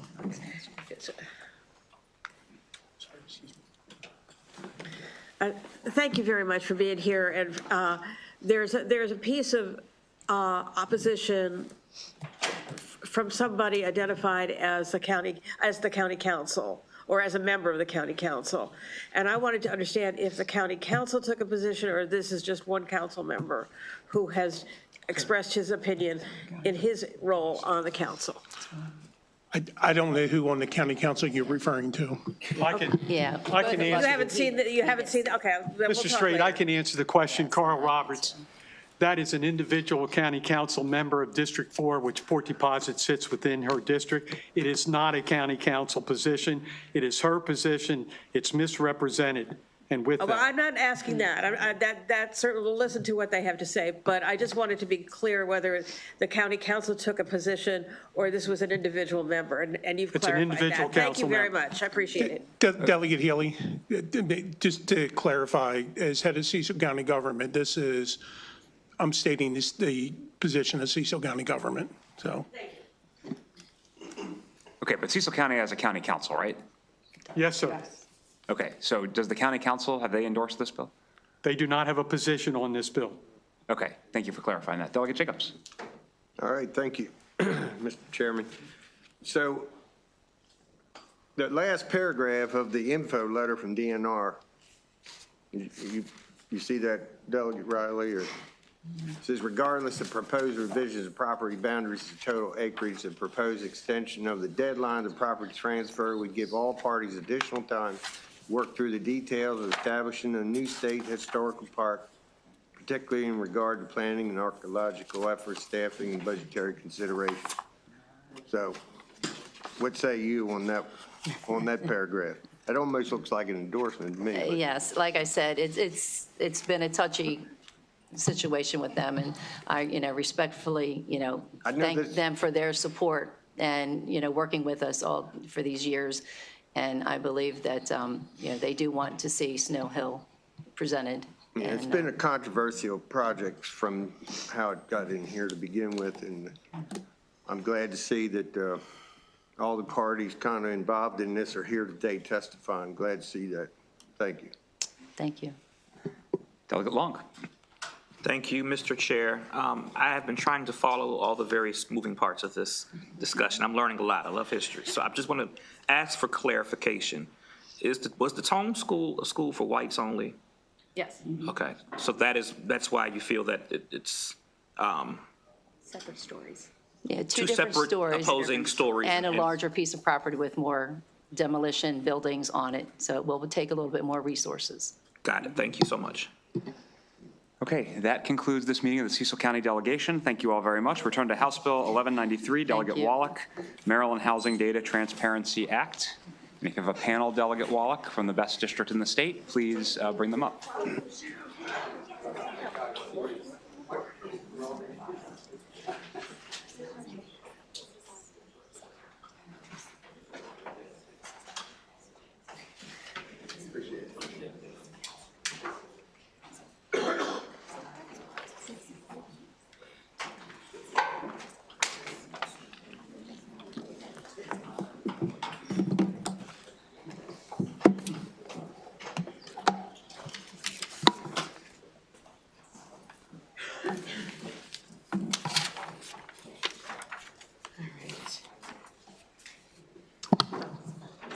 Good afternoon, Chair Corman, Vice Chair Boyce, and esteemed members of the Environment and Transportation Committee. For the record, I am Delegate Sarah Wallach, here to present House Bill 1193, Maryland Housing Data Transparency Act.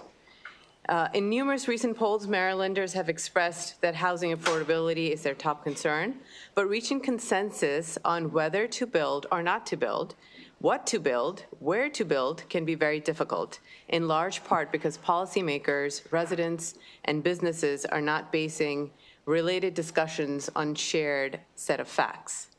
To start getting facts on the ground, last year the General Assembly passed House Bill 131, sponsored by Delegate Stewart, that required local jurisdictions with over 150,000 residents to report the total number of permits evaluated and the time it took for the permit to be processed. House Bill 1193 builds on that work.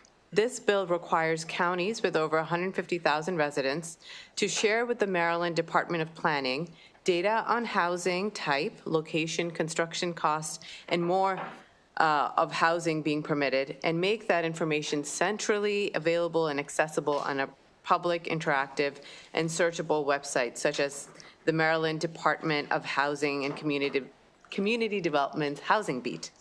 Currently, all housing types are aggregated on the state's website, so it is impossible to determine whether a single-family home, townhome, apartments, triplexes, duplexes, or quadplexes are in the pipeline. To date, single-family homes have been the lion's share of development, so the need for parsing out housing type has not been acute. However, as housing policy shifts toward the development of multi-unit homes, our data needs to keep pace as well. Moreover, the bill requires, and this is very important, information on net housing for each county that is reporting. In other words, once implemented, any one of us could go to this website and see the total housing supply by housing type available in the 9 largest counties to which this bill pertains. No municipality besides Baltimore City will be impacted by this bill. So I wanted to conclude by quoting from the Department of Planning's testimony that if implemented, this bill can help with the establishment of a new statewide building permit data system to inform state agencies and local governments where residential development is occurring, what is being built, the time required to construct projects, and many more details. This information can improve infrastructure planning and enhance effectiveness of state policies and programs, help identify best permitting practices of local governments, and target economic development efforts, to mention just a few potential state benefits of fully having this operational. This system would also provide a downloadable data resource that could be independently analyzed by local governments, universities, and the private sector to evaluate development processes, target market analysis, and host other studies. Currently, the Department of Planning does not have the staff to, I will be frank, to do this work. But it is so important that the staff is trying to actually fit it in with their existing duties, sparing a few hours every few weeks to work towards it. I understand that we are in tight fiscal times, but investing in this data and this website is fundamental if we want to make informed housing policy decisions and address our housing crisis in a thoughtful, fact-based manner. I thank you for your consideration and urge a favorable report. Okay. Good afternoon, Chairman Corman, Vice Chair Boyce, and esteemed members of the committee. My name is Beatrice Cope. I am here to show my support for the Maryland Housing Data Transparency Act. Maryland must have universal data when it comes to planning for housing and development. I'm here as a private citizen, a mom with 2 kids in college, a former teacher, and a lacrosse coach. In early September, I learned the planning department's plan to rezone my single-family home to include an apartment building. Over the last 6 months, I have attended local and county council meetings, planning board meetings, information sessions, met with planners at the planning department, and have reached out to experts from all around the country. On Monday evening, I hosted a dinner of 35 representatives from all across Montgomery County. We all stand together in our deep concern that planners, elected representatives, and the public lack correct housing and development data, and that there is no standardized methodology for the data we do collect. We have asked simple questions. How many properties have been permitted for development? And how much development is already in the pipeline? Montgomery Planning has the data on development applications, but it does not have a transparent database that includes building permits and completions broken down by housing types. Meanwhile, in Washington, D.C., it has a transparent online platform where residents can see the data. I've shared that with Delegate Wallach. Maryland needs legislation that ensures that all state and local jurisdictions are using, collecting, and analyzing the same standardized data. This will give policymakers best information to make smart decisions and enact policies. As residents, we live with your decisions every day. They impact our transportation, schools, and environment, and our jobs. Please vote favorably for HB 1193. Good afternoon, Mr. Chair Corman and Vice Chair Boyce. This is Lori Graff, CEO of the Maryland Building Industry Association. Also stand in favor of House Bill 1193. I think we all agree that we have a housing shortage. You've seen all the data. The data's out there. There's different numbers, no matter depending on where you look. What we don't agree on is how to fix the problem. And I think one step is to make sure we have the correct data. I have spent some time on the Department of Planning's website. It is very challenging to figure out exactly where we are with permits, what type of housing it is, and those types of things. This will just help get more data. Once we have more data, hopefully we can try to figure out ways to solve our housing crisis in an effective manner. With that, I would urge a favorable report. Thank you. Good afternoon, Chairman Corman, Vice Chairman Boyce, and members of the committee. My name is Chuck Boyd, and I'm the Assistant Secretary for Planning Services at the Maryland Department of Planning. We provided informational testimony already. I'm here really to answer any questions about the technical side of how these things have been done through our pilot project and how we would envision implementing it. And as pointed out before, currently this has been a pet project of mine for past 5 years, and I've enlisted an IT person to work with me, but it's not a full-time activity of mine, and so it's taken 5 years to get me to where I am in the process. So there is a real need for resource dedication to this, but we are excited about the potential of this statewide building permit system. Thank you. Great. Thank you, Ms. Graff. We're always thrilled to find something you can support, so that's great. We have a question from Delegate Terrassa. Thank you, Mr. Chairman. Can you just say some more about how this data, the permit data, would inform us? How do you envision that informing us about solving the housing crisis? Well, I'll take that first. It'll help us understand what's in the pipeline and where it's being built. The other piece of the bill, there's one that the first part of it pertains to the permitting data.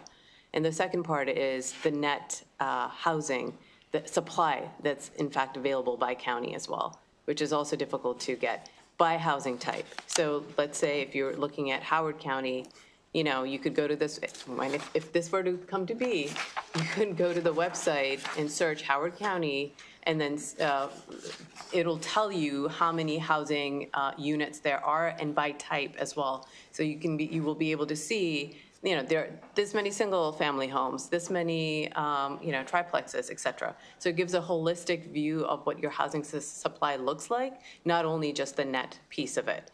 And the first piece, the permitting, again, speaks to the pipeline in terms of what is coming online so that we can keep track of how much of this housing crisis we have addressed and how much still needs to be, solved for. And so that data is not available from each county, or I guess I'm trying to understand. So it's certainly not available on the state level. So if you were to go to it's a mouthful, the Maryland Department of Housing and Community Planning Development. Right. If you were to go to their website, they have a website called Housing Beat, which is actually quite fantastic. There's a lot of stuff there, but none of this that's in the bill is in that website. So there's no central locations. Last year with House Bill 131, that got the ball rolling on getting some of this permitting data, but specifically it's more process-oriented. House Bill 131 was really related to shining a light on, how long it's taking for permitting to actually happen, how many permits were requested, the speed, and so on and so forth. But the other end of that, so we picked that up, and then we sort of run with that in this bill. And to your earlier point, the counties have some data, but it is not central, so you can't. It's not easily accessible to the public. And from a state level, if we're looking at housing policy statewide, I think our staff would, we would spend a lot of time trying to go to each county's website, try to make sense of it all, when we could have one centrally located expert sort of doing it. And it'd be beneficial for all of us. Okay, and just a quick follow-up. So, and isn't this something the Department of Planning could just do on their, I guess I'm trying to understand why we need legislation for it. So we have a volunteer program that's a pilot project, and I've contacted about 12 to 15 jurisdictions. Currently, we're receiving data from about 6 to 9 of those that are processing in that. So yes, some of that is done, again, voluntarily. Some of those are, are willing participants. Not necessarily all of them. Now, I will say all of the 9 that are identified in this particular bill are willing participants. The problem is right now I don't have consistent data sets across all of those. And so this bill does give the ability to establish some COMAR regulations. So we do have consistent data information being collected at the local level and then being able to be pulled together at a statewide level. Okay, thank you. Delegate Healy. Thank you very much. Thank you for the bill. I guess my question is about the timelines on this. It looks like it has to be updated monthly. Is that correct? That's correct. Eventually, yes. At what point is this material need to be reported? Is it where in the development process? Is it after the because it talks about UNO occupation, all of those things that are included. When in the along that pipeline do you have to make this report? I'm going to. Yep. So we, again, using the pilot project, we have established a automated system. So every month, and right now, these jurisdictions already submit the data to the State Department of Assessments and Taxation. So much of this data is already being collected, and so it's not that much more work, if any work, additionally at the local level. And they all have third-party software systems that have the ability to export the data.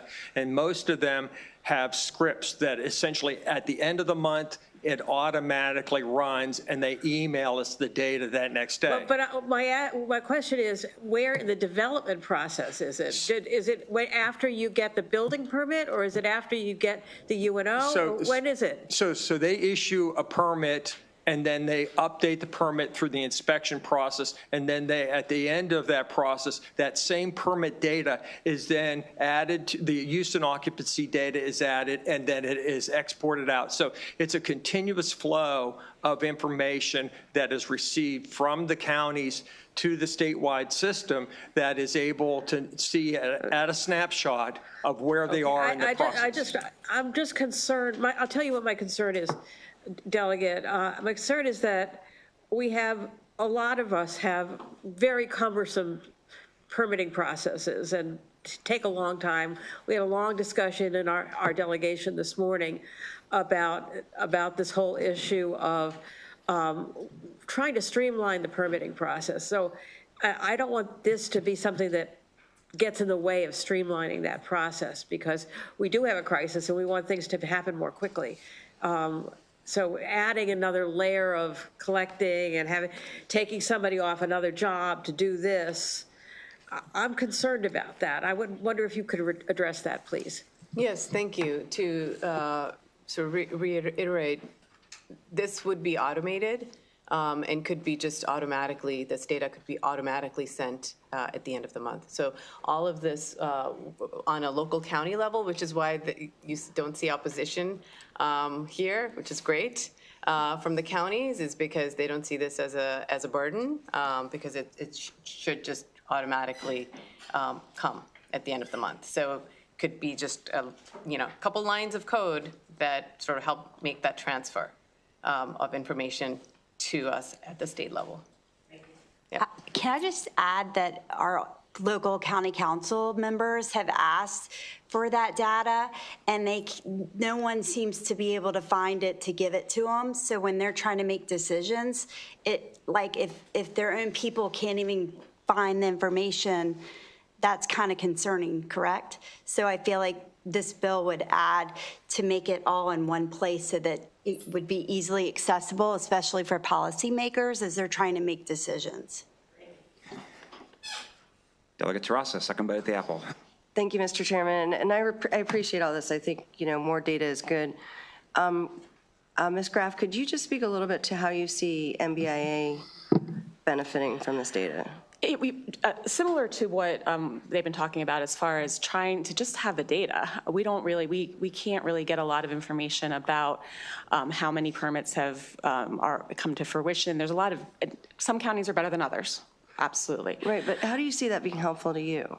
It's just, we like to collect, we like to have the data to help see how much more housing we need, what kind of housing we need. We know we have a housing shortage, but we don't have all of the data collected. So that's kind of just something we as a state, I would So you think, just want more information? Correct. Yeah. Okay, thank you. Okay, I do have a question for my delegate. Did you see the Maryland Municipal League testimony? Yes. They're here. I know, of course, they'll speak for themselves, but did you want to address that? I think you kind of addressed in your testimony, but I was confused. I thought you said this doesn't apply to any cities except Baltimore City. Is that accurate? That's correct. I didn't want to speak for them because, but we had a great conversation and, it does not apply to the cities. I believe that they were going to withdraw their unfavorable testimony. I do have an amendment to clarify local jurisdictions to say counties, and that was discussed. So that's for the committee to Actually, I think consider. that's probably already clear in the code here, the section you put it in, but okay. Any additional questions? Okay, thank you. We have virtual testimony. We'll start with Gitika Call.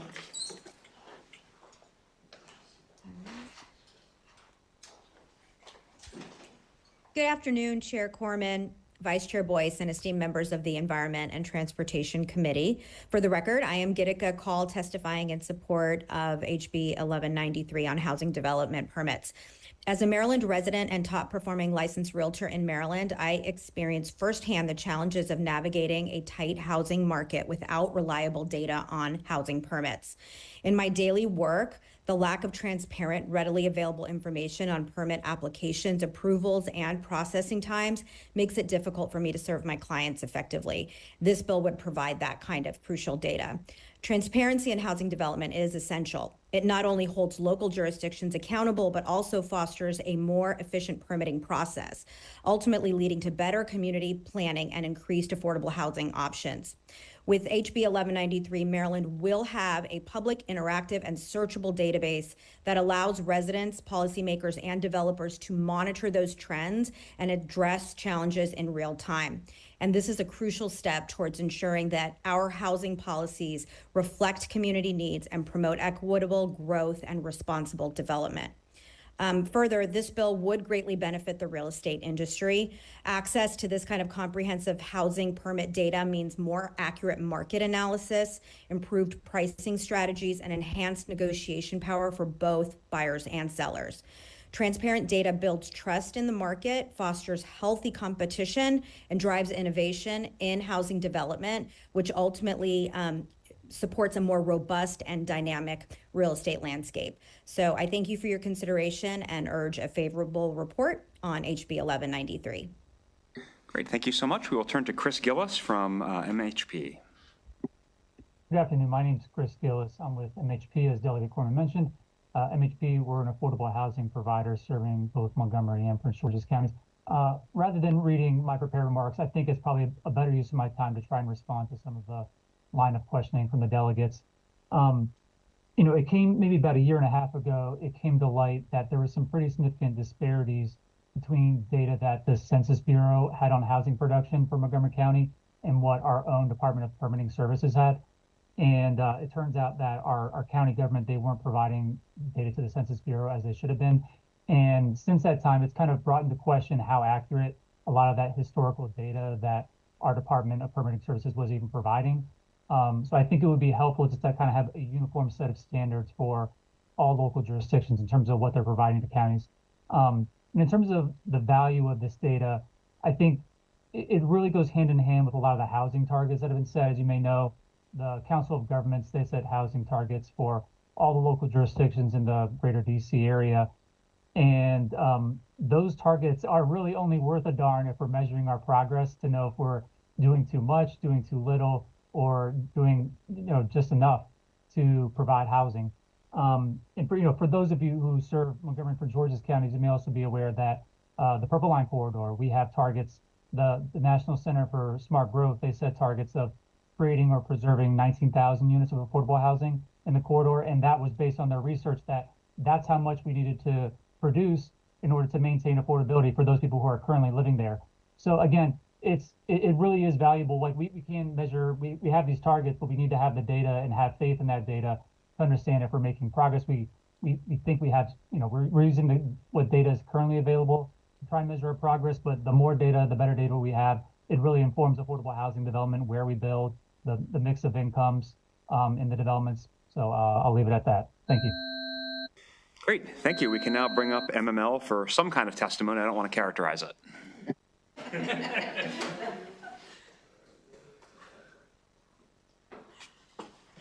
I didn't know some kind of testimony was a formal position. Good afternoon, everyone. Thank you, Mr. Chair, Madam Vice Chair, members of the committee, Angelica Bailey-Thupari with the Maryland Municipal League. We are currently in an opposition position to this bill. However, as the sponsor said, we've had a couple very helpful clarifying conversations. Our original interpretation of the bill was that it did apply to municipalities, but if there's going to be a friendly amendment that clarifies that it only applies to counties, we don't care. So we will be withdrawing our opposition after we see that amendment. Thank you. Okay, great testimony. That concludes the bill hearing on House Bill 1193. We'll turn to House Bill 1221, Delegate Feldmark, Common Ownership Communities, Online Publication of Resale Disclosures. If you have any kind of panel, please bring them up. Thank you, Mr. Chairman.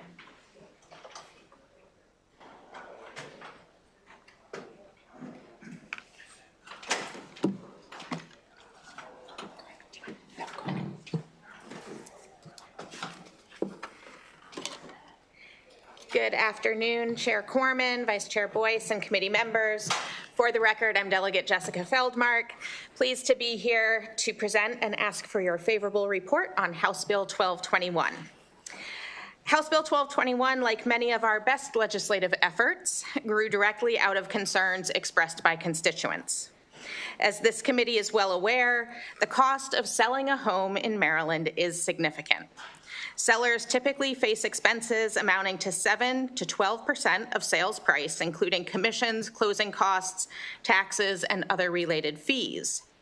And when someone is selling their home, that usually means they're also buying a new one, a time when they are likely already stretching their household personal budget.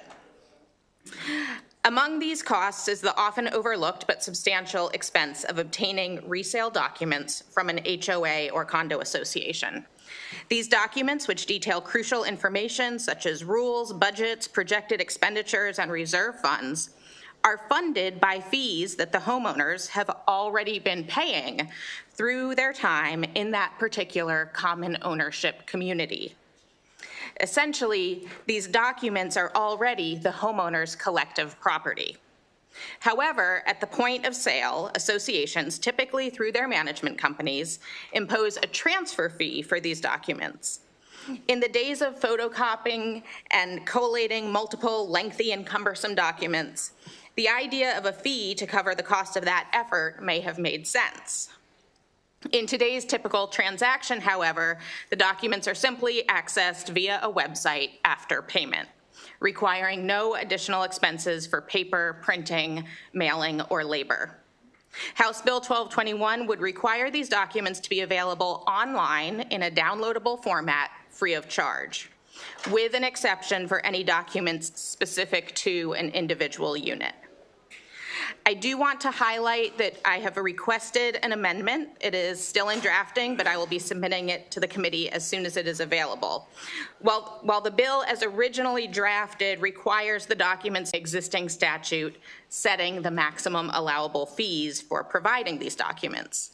So having maximum allowable fees and a requirement that they be available free of charge is a little bit confusing.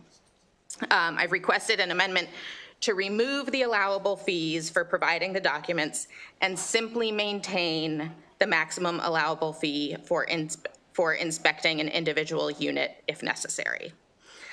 I thank you for your consideration. I'm happy to answer any questions and respectfully request a favorable report. Thank you, Mr. Chair, Madam Vice Chair, members of the committee. Lisa May with Maryland Realtors here in support of the bill. We've been before this committee several times over the past few years, the past few sessions, outlining issues with the condo and HOA resale process and the fees that are charged on the required resale documents. We greatly appreciate Delegate Feldmark, others here in the committee who have introduced legislation on this issue to try to address that. As Delegate Feldmark said, this would make much of the required resale packet, the more evergreen parts, available not just free of charge, but available outside the contract of sale. We think that that's incredibly helpful for buyers to know ahead of time that they can live with the rules and regulations of that development so that they're not under a time clock reviewing those documents just within a matter of days to figure out if they can comply with what's in them. So this is an area that needs addressing. We do ask that you give it your full consideration and ask for a favorable report.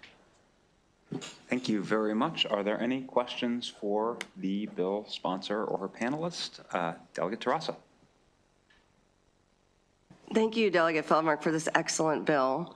I really appreciate it. Isn't it true that sometimes homeowners are charged up to $400, $500, and $600, even though that's not what it says in the existing code? But yes. Yes, that is my understanding, and I think it's a challenging time for the homeowner as a customer in that transaction, right? Because these are documents that they're getting, you know, as they're trying to work towards closing. They're on a tight timeline. They don't really have time to dispute the fees, and unfortunately, my understanding is that they're often taken advantage of, and actually additional fees are piled on top of what's allowed in statute. And isn't it true that they're paying that fee just for somebody to hit send on either a link or a Yes, and document? So with this bill, they could just hit download themselves. Thank you for this bill. Not have to pay the $500. Delegate Holmes. Thank you, Mr. Chair. As I'm reading the bill, this only requires the governing docs to be on the portal. Is that correct? It's all of the documents that are in the section required to be provided. Okay, and the only reason I'm asking the question is because typically with a resale package, it requires a whole lot more information than just the governing docs, et cetera. You know, sometimes it requires an actual inspection. And if the inspection is required, they can still charge a fee for the inspection. It's the documents that apply to the entire association that are required to be available for download. All right, thank you. I'll look at it. Thank you. Delegate Foley. Thank you, Mr. Chair. Thank you, Delegate, for bringing this bill. I think, you know, I really think the intent of this makes a lot of sense. I am concerned about one aspect, perhaps.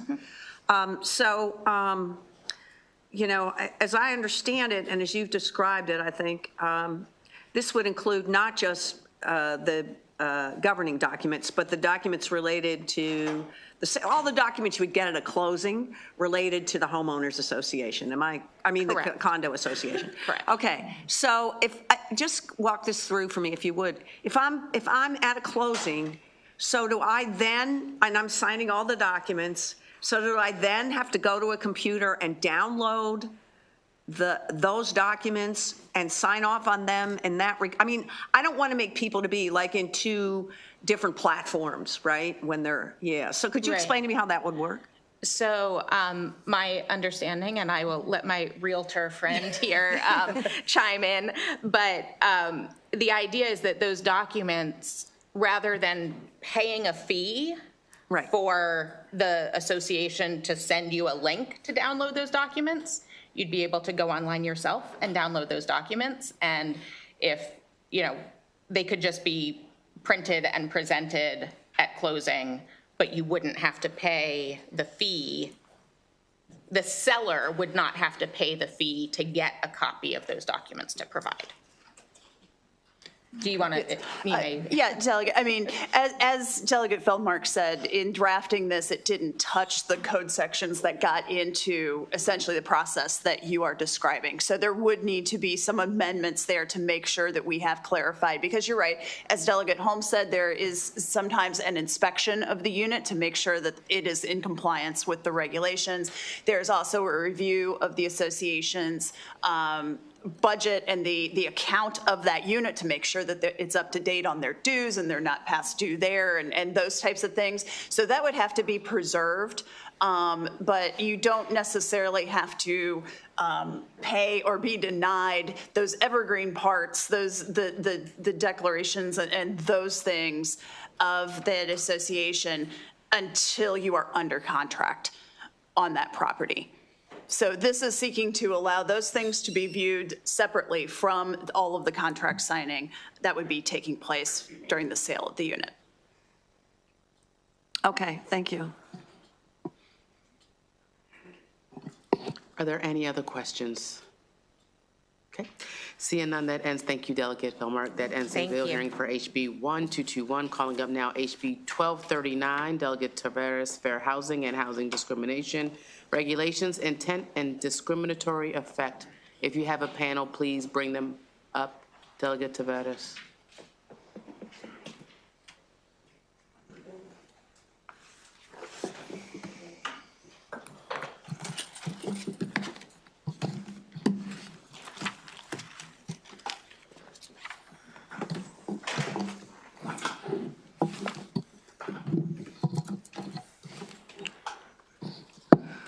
Hello, everyone.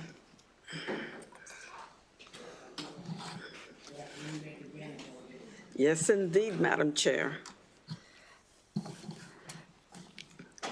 Thank you to the chair and my esteemed colleagues. I'm here to request a favorable report on HB 1239, Fair Housing and Housing Discrimination Regulations, Intent and Discriminatory Effect.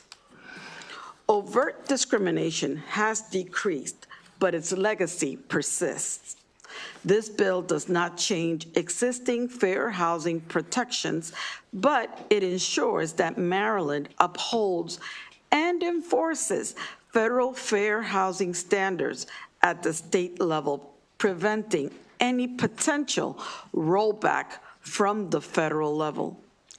Disparate impact theory is a critical tool in fair housing enforcement, allowing claims to be brought against policies that may appear neutral on their face, but result in a disproportionate harm to protected groups.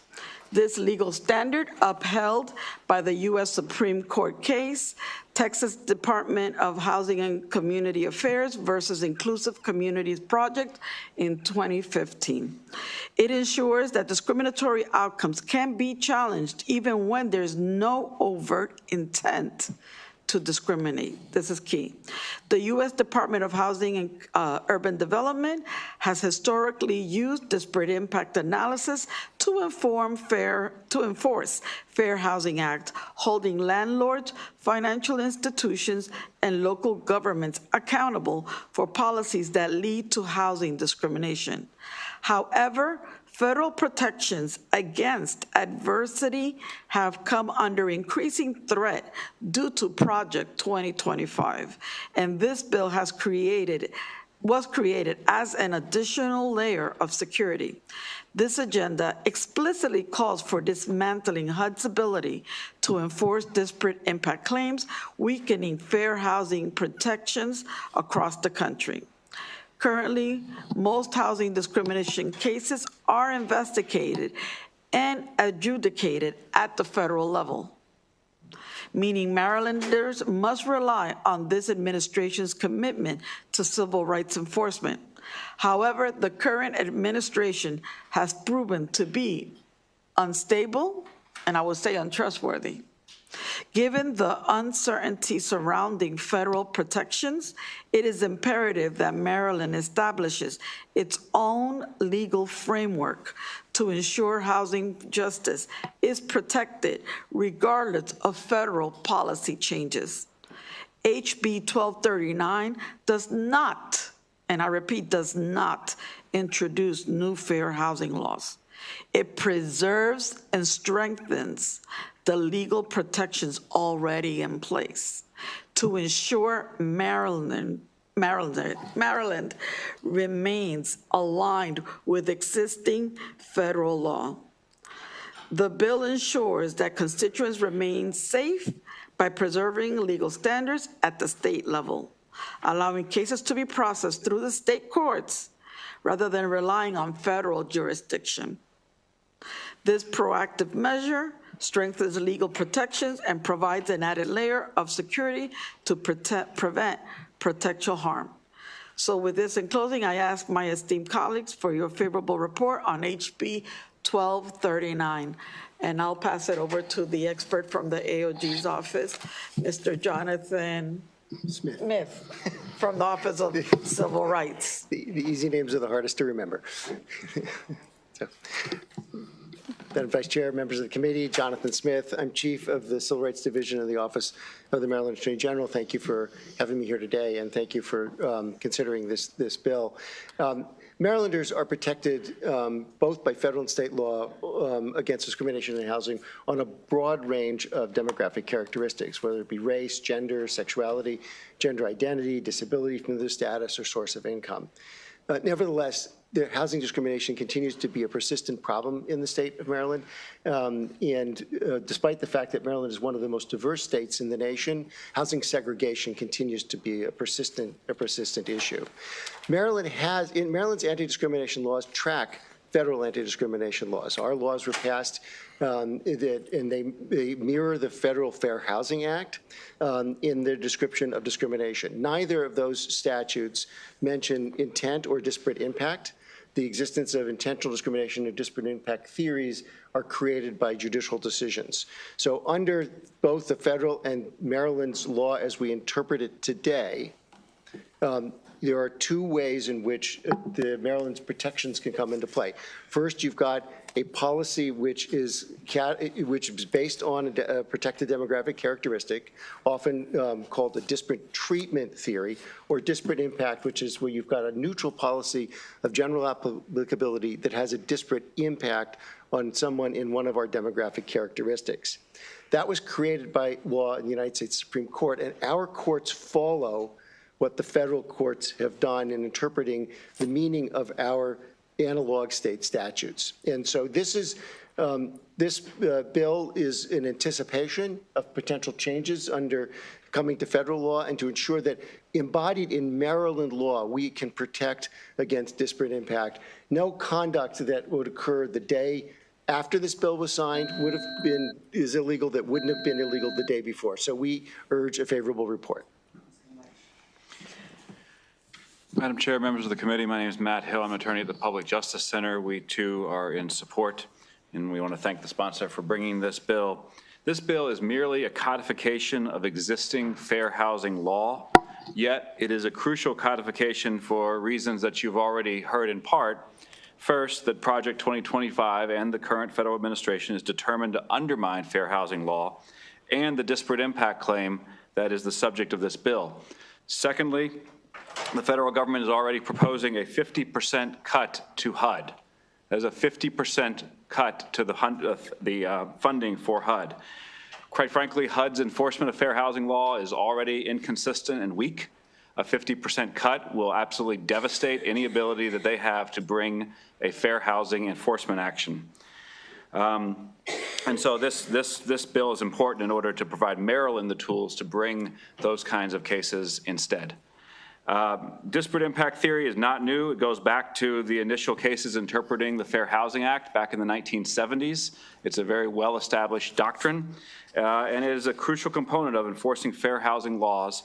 And so we urge this committee to pass the bill and preserve Maryland law, protect Maryland residents from any potential gutting of the fair housing laws that are coming out of DC. Thank you. Thank you so much, Mr. Hill. Our virtual witness, David Wheaton from the NAACP delegate, is not in the virtual room, so we will go to questions. Delegate Ruth. Thank you, Madam Chair.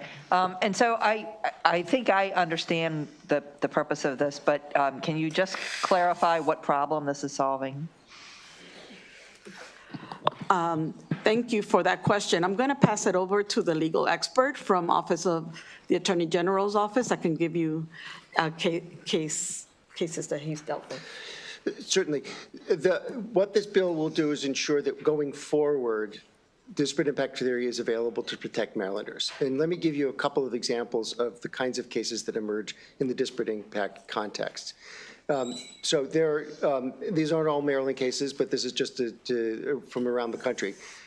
There's been a fair bit of litigation on behalf of women who have experienced domestic violence against policies by landlords that if there's an arrest that occurs on the property that you're a lessee, that you'll be evicted. And that policy is a neutral policy of general application. There's lots of reasons why a landlord might have such a policy. But the impact on women who are victims of domestic violence is quite severe, and courts have found that to be gender-based discrimination unless the policy is narrowed to protect against the discrimination of gender. Another good example, which is the statute is being frequently used around the country, is that there's discrimination against people who may have a arrest or conviction record, despite how old that record might be.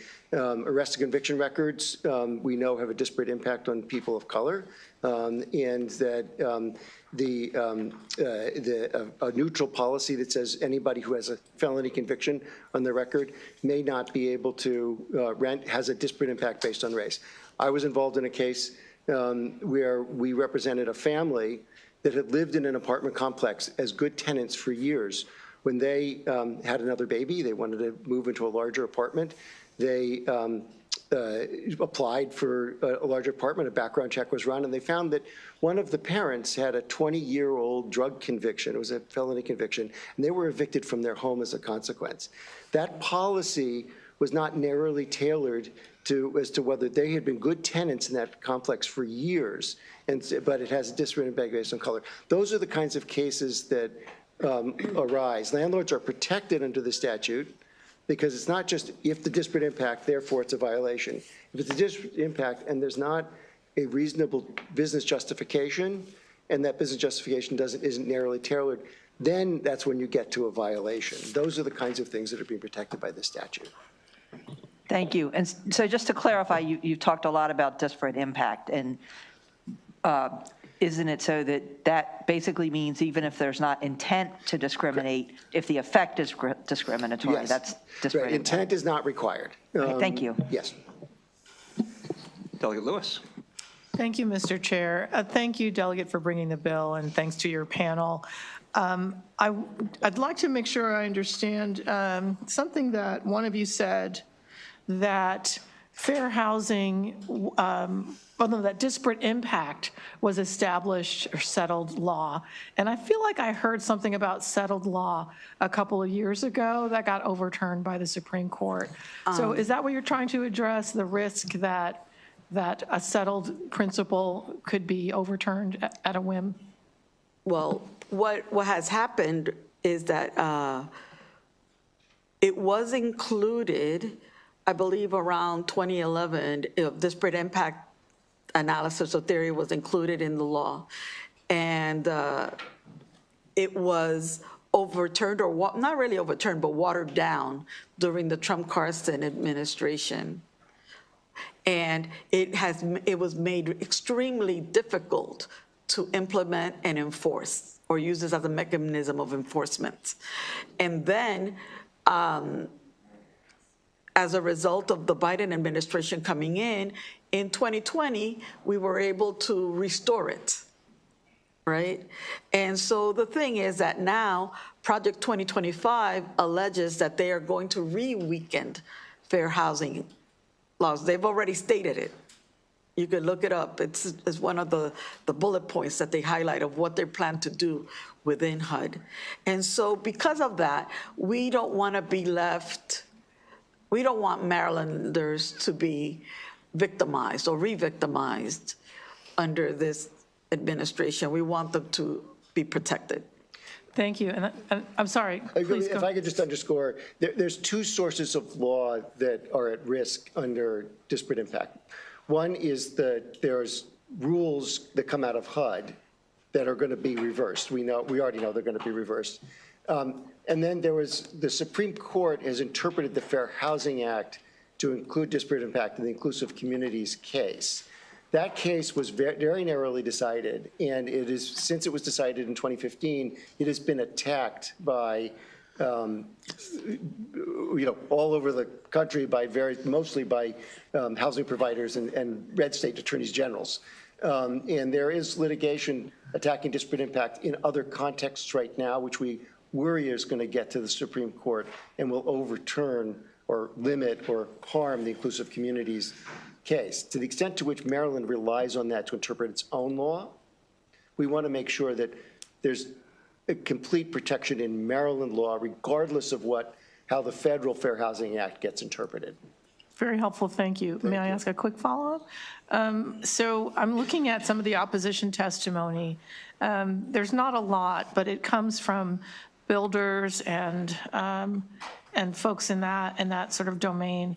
And I'm just wondering, there's some concern about the potential impact on landlords or lessors' property.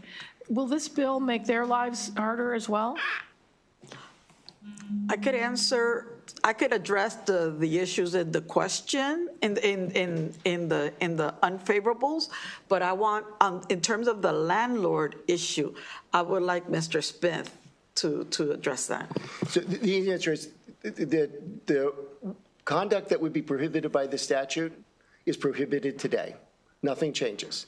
What the statute makes sure is that if something changes on the federal level, we remain protected under Maryland law. So landlords, if the landlord is doing something that was lawful today, the day after the statute, it's not going to become unlawful. There's no change. Got it. Understood. Thank you, sir. So in terms of the unfavorables, it was just what he said. Sorry. I think your question was answered. My question. Okay. Great. Thank you so much. That concludes the bill hearing on House Bill 1239. Wonderful. We're going to jump to House Bill 469, Delegate Nakangolo, Local Government, Annapolis and Anne Arundel County Conference and Visitors Bureau designation. And I believe this is the delegate's first ever hearing. Uh-oh. Thank you, everybody. Have a good weekend. Thank you.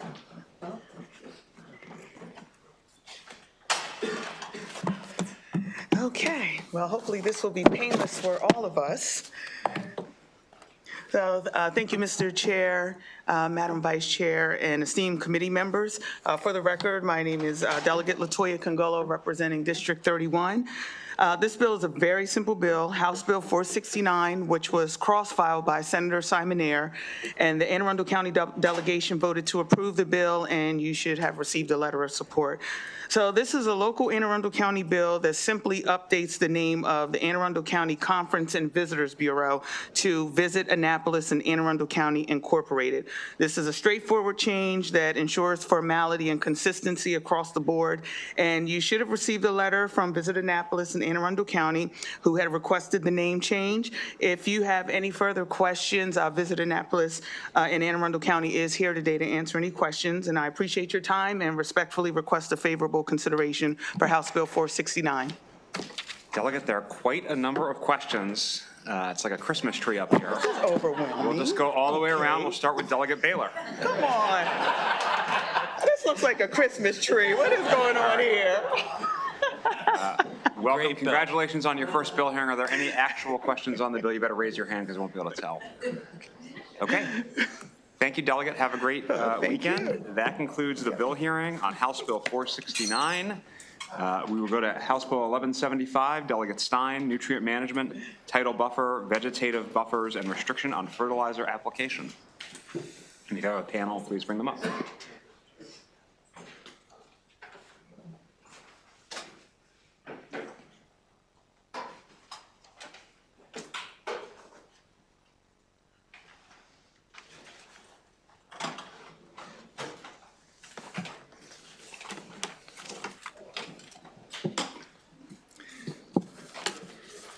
Thank you, Mr. Chair, Madam Vice Chair, and committee members.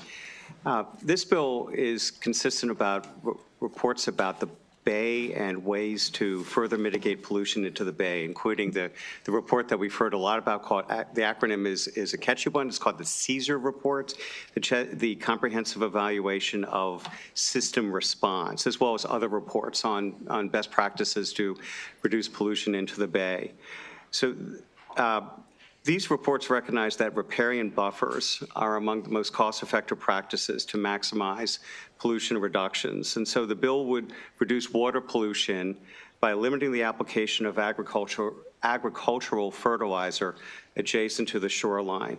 It also would increase land voluntarily enrolled in conservation mitigation practices that would reduce nutrient pollution and creates the state's first incentive program that provides funding to tenant farmers. So there are three main things that this bill does. Increases the nutrient application setback on farms that border tidal waters to 100 feet from the current standard of 35 feet to reduce, and this would have the effect of reducing nutrient pollution.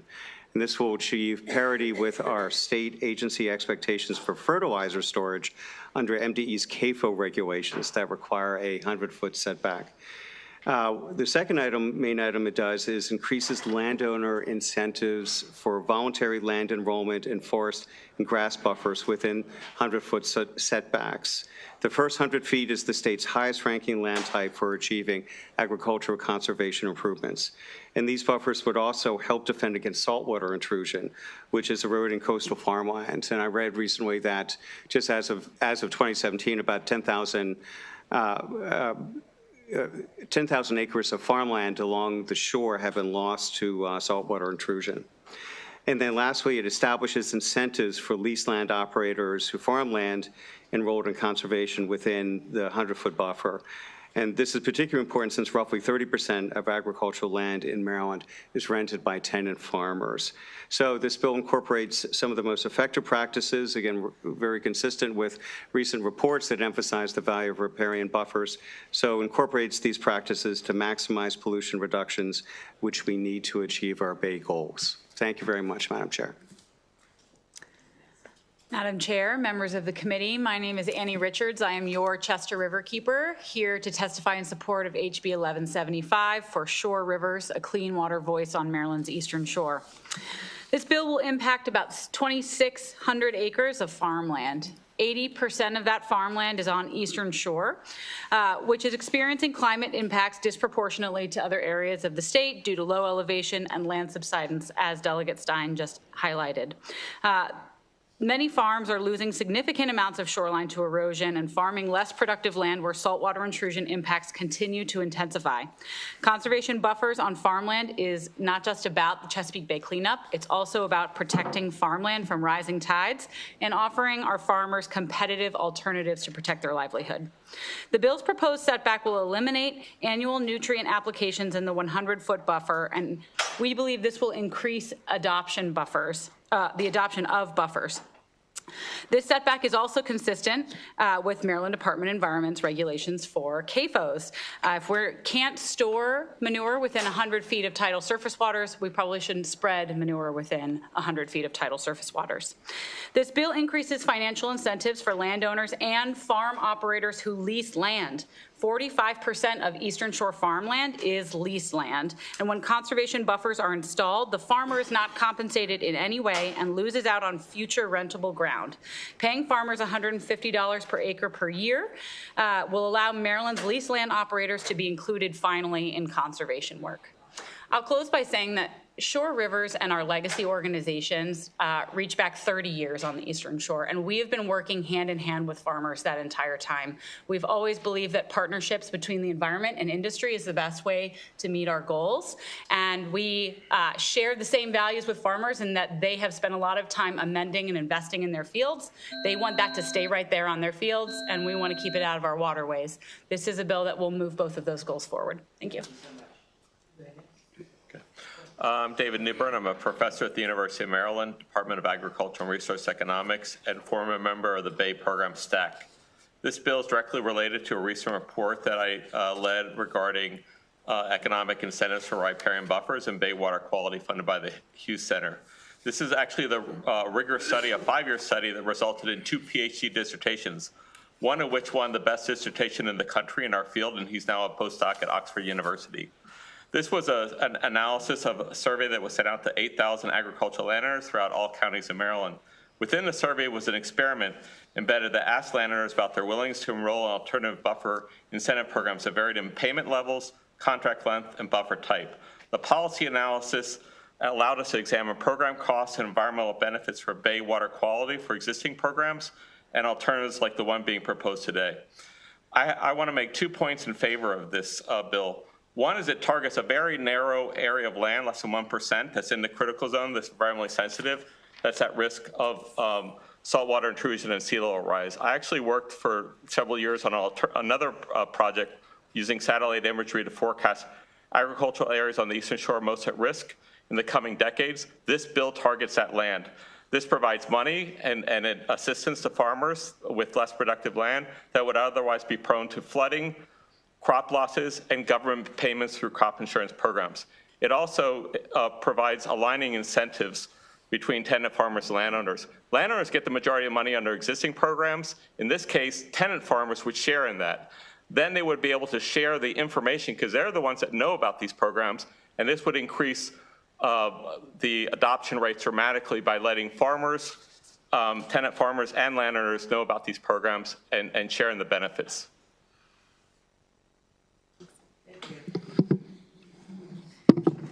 Good afternoon. I'm Marissa Olszewski. I am the Environmental Policy Manager for Maryland LCV, and I am also here today in support of HB 1175. This is a priority bill for Maryland LCV this session because we see the importance of targeting our practices, as you've already heard from the panel. I also want to say I serve as the state lead for the Choose Clean Water Coalition. We're a coalition of over 300 nonprofit organizations across the Chesapeake Bay. In Maryland, a number of those organizations chose to sign on to a bill that you have in your written testimony in support of this bill, and they are the organizations who are on the ground doing this work and are looking for opportunities to find value that's effective, that's efficient practices, that's going to achieve our water quality goals. This bill does that. As you've heard, an ounce of prevention is worth a pound of cure. Well, here we are facing a very tight budget year, and we're all being asked to trim and save and find the things we can do that get the best bang for our buck. This is that opportunity in protecting our Chesapeake Bay. This looks at a minuscule number of acres, as you've heard, and not just a pound of cure, but we get 83,000 pounds of nitrogen reduction from this bill. You've heard also from my panel, the other people on the panel here, that the science is very clear on this, so I won't go into that more, but I will say and emphasize, as Annie shared with you, that we have been very thoughtful about the farmers, and both considering what they're facing on the eastern shore with erosion, and also considering the tenant farmers. This bill takes that into consideration and provides them with significant incentives and financial payback that will actually support them. So. Is Matt Stegman here? He is testifying on the BRFA right now, and I think natural resources That's is up. fine, thank you. I'm going to call up a virtual witness, and then we can go to the panel. Oh, here he is. Oh. Would you like to testify, sir? I can call up the virtual witness so you can take a breath if you want. That would be great. Sure. Can we call the virtual witness, please? Marion Fry.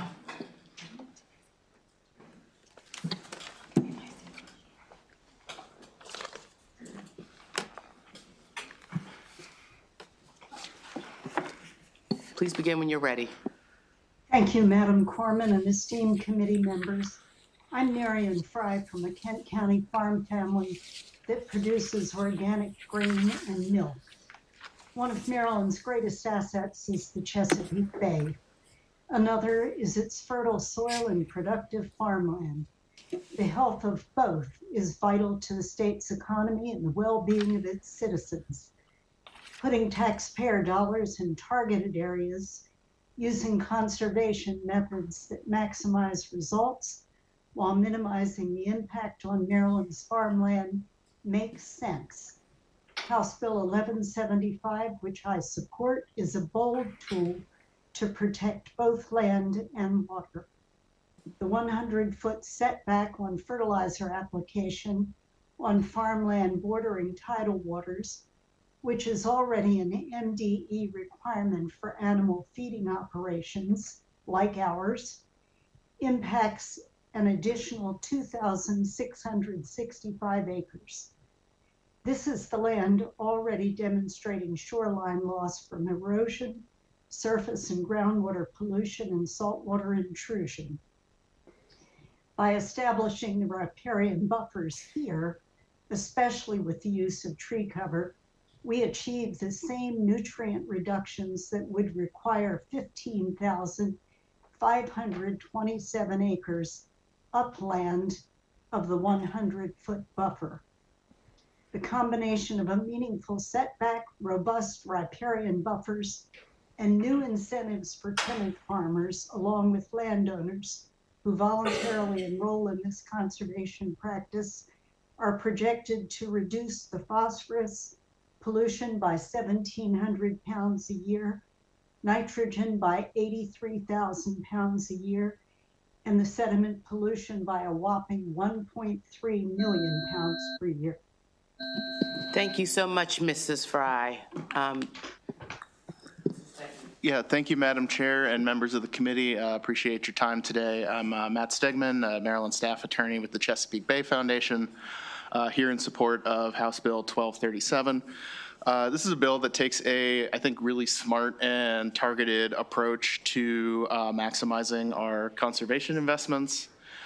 It kind of concentrates incentives in a really relatively small, it's less than 1/5 of 1% of all the farmland in the state, relatively small percentage of land, and would have a huge impact on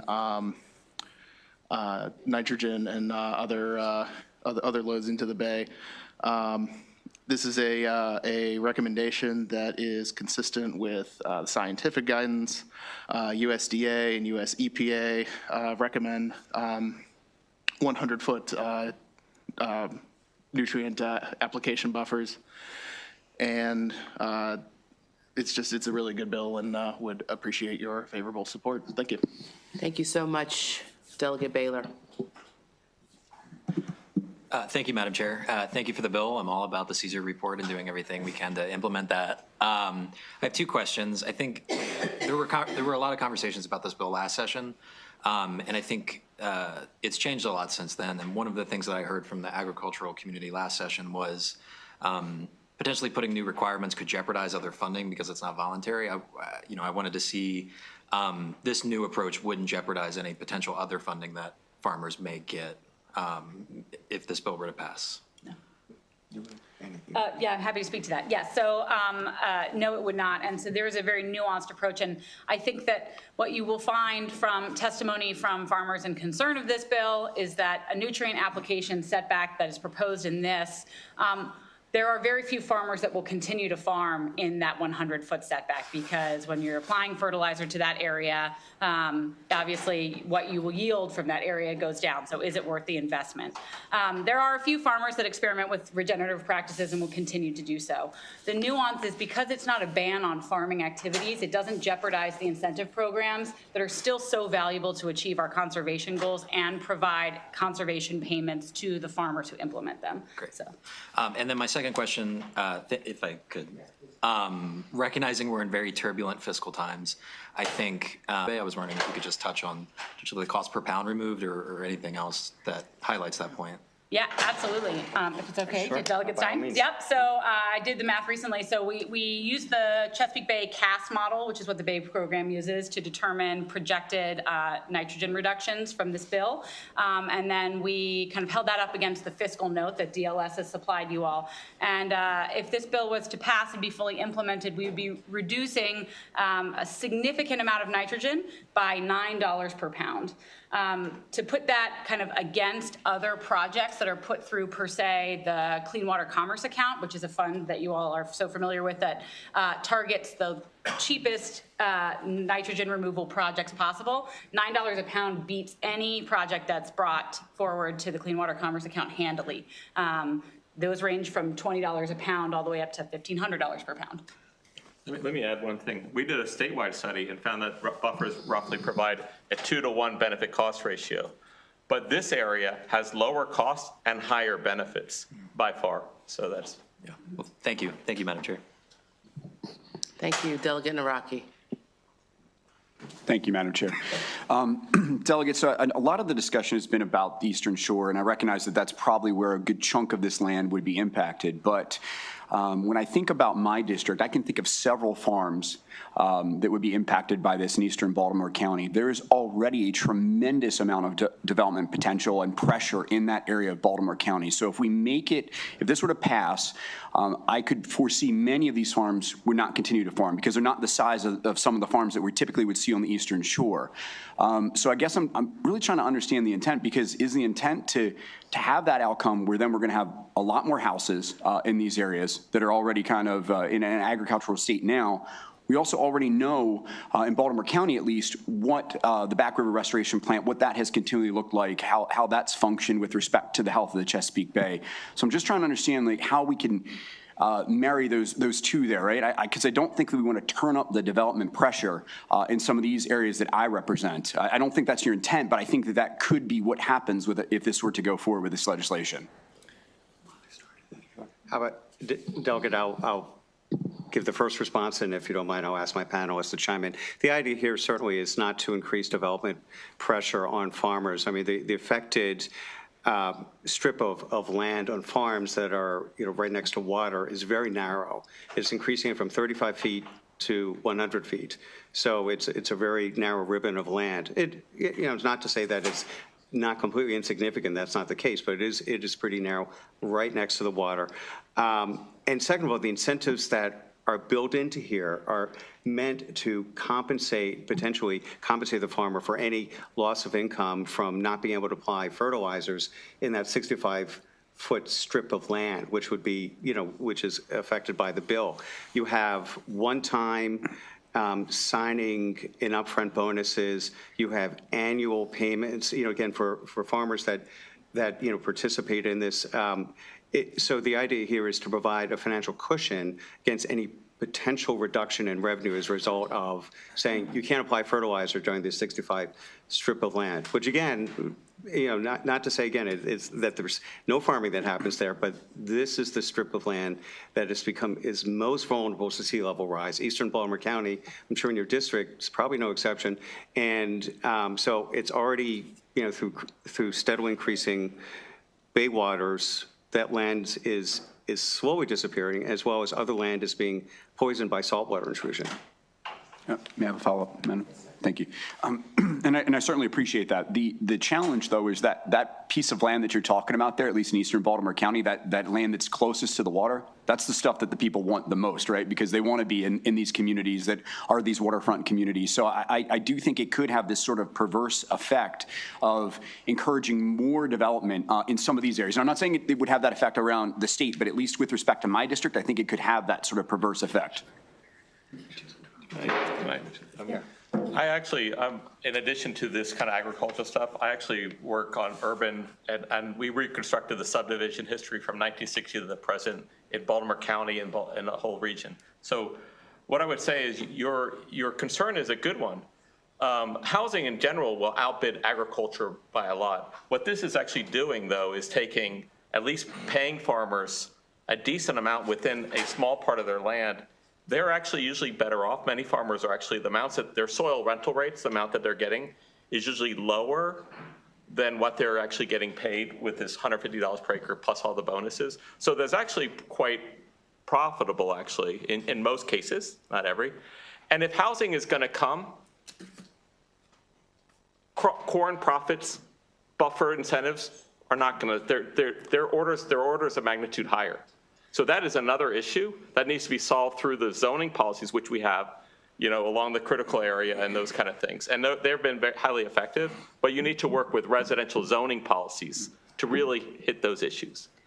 So I would just follow up with that and just kind of remind that, of course, the critical area, the 1,000 feet from tidal waters, has much more stringent development regulations. And so if there is a farm in your county, in your district, that is in the critical area, it's most likely zoned in the Resource Conservation District. And so development for that is not going to be significant. You have to have very large plots of land. And so it would not be targeted for like mass scale development in the same way that inner city or more urbanly developed areas are. And then I would just add that these incentive programs are all based on data that we received from communications with our ag extensions at our counties. So the rental rates and the payments that both landowners and tenant farmers would receive from this package are competitive with what their net is for farming corn and soy. And so if landowners and tenant farmers were to work together to enroll in these buffer programs,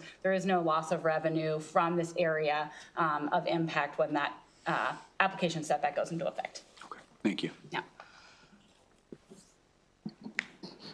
Delegate Ziegler. Thank you, Madam Chair. So you kind of answered this. I have two questions. One is I'm wondering how much money people actually make on this land as it is. I'm guessing it's not really profitable. I mean, that's just my guess. But I wondered if you had checked that out at all.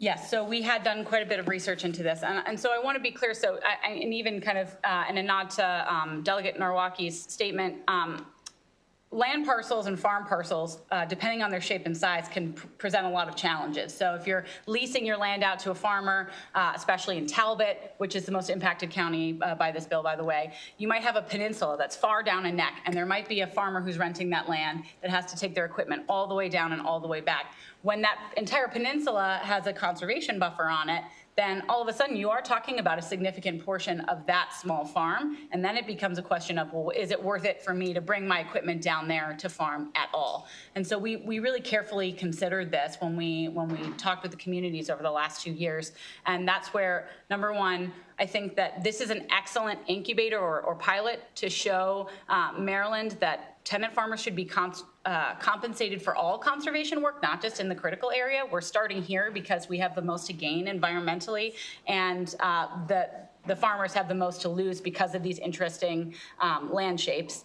And so that's why we did the research based on what farmers are netting, so that they are still netting the same if these conservation buffers are enrolled. And then if I might turn to my colleague, he could probably speak really well to the land rental rates and land productivities in terms of like how productive the land we're talking about impacting is on the shore in particular. That's okay. I just wanted to have a rough idea, but I do have one more question. Can I? So I'm sure you're aware that a lot of farmers around the country, but including in Maryland, are not getting soil conservation payments that were promised to them for projects that they've already either signed up for or completed, and they're paying, like 8.25% interest rates for farm credit loans. Is any of this money coming from soil conservation, or is this state money that you can absolutely say they would they would get if they signed up for this? This is absolutely state money, and we've also been passionately advocating through BRFA hearings to be sure that all of our, environmental conservation programs are in place, because Maryland has been such a leader, and that we hope farmers and rural communities can continue to count on those important pots of funds. Thank you. Mm-hmm. Thank you so much. I just have a quick question, Delegate Stein. You said it's going to affect 2,600 acres. How many farmers are there? We can find out. We'd be happy to get back to you. We have a GIS analysis for I'd sure. appreciate that. Thank you so much. Seeing no other questions, that ends this panel. I call up now the unfavorable and informational Lindsay Thompson, Maryland Grain Producers Association, and I believe we have Rachel Jones here from the Department of Ag for informational testimony. Thank you so much.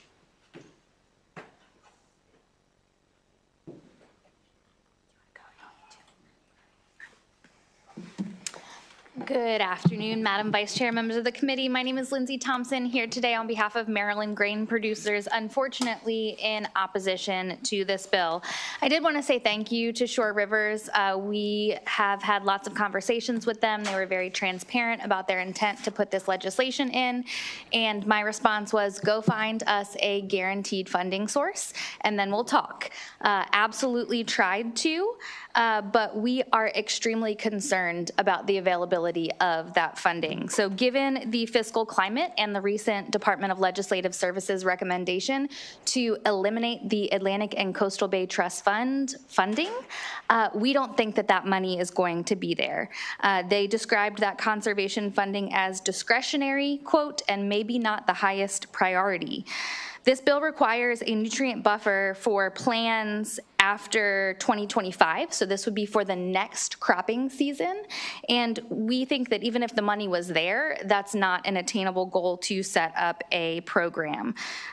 Respectfully, farmers don't consider 2,600 acres to be a minuscule amount of land. To put that into perspective for you, on average, an acre of corn produces 178 bushels in Maryland, so we're looking at about 500,000 bushels of corn that would be produced on that land at a value of about $2 million to Maryland farmers. So if we were to have this nutrient application offset in place, we would not farm that. You can't farm what you can't fertilize. It's like not feeding your children. And so that would be land taken out of production. We would really prefer to see this targeted voluntary approach in the areas that would have the greatest water quality benefit when we can be assured that the funding for those conservation practices would be there. Thank you. Okay. Mr. Chair, Madam Vice Chair, members of the committee, I want to start by thanking the sponsor, the Speaker Pro Tem, for understanding that this is the position MDA has to take. So you'll see in your written comment, MDA's main concern with the bill is the funding source. Next week, you're going to have a hearing on the Chesapeake Bay Legacy Act, which is one of the governor's bills. Originally, it was MDA's #1 priority as a departmental. It establishes the leaders in environmentally engaged farming program in coordination with some other elements from DNR. But the Chesapeake Bay Legacy Act is now the governor's bill because he liked the concept of what we were trying to do so much. What that bill does is it establishes an incentive program whereby farmers can be rewarded and receive cost share payments for all kinds of best management practices. If they are co-locating them and, again, using multiple, they can then be promoted as a LEAF certified farm.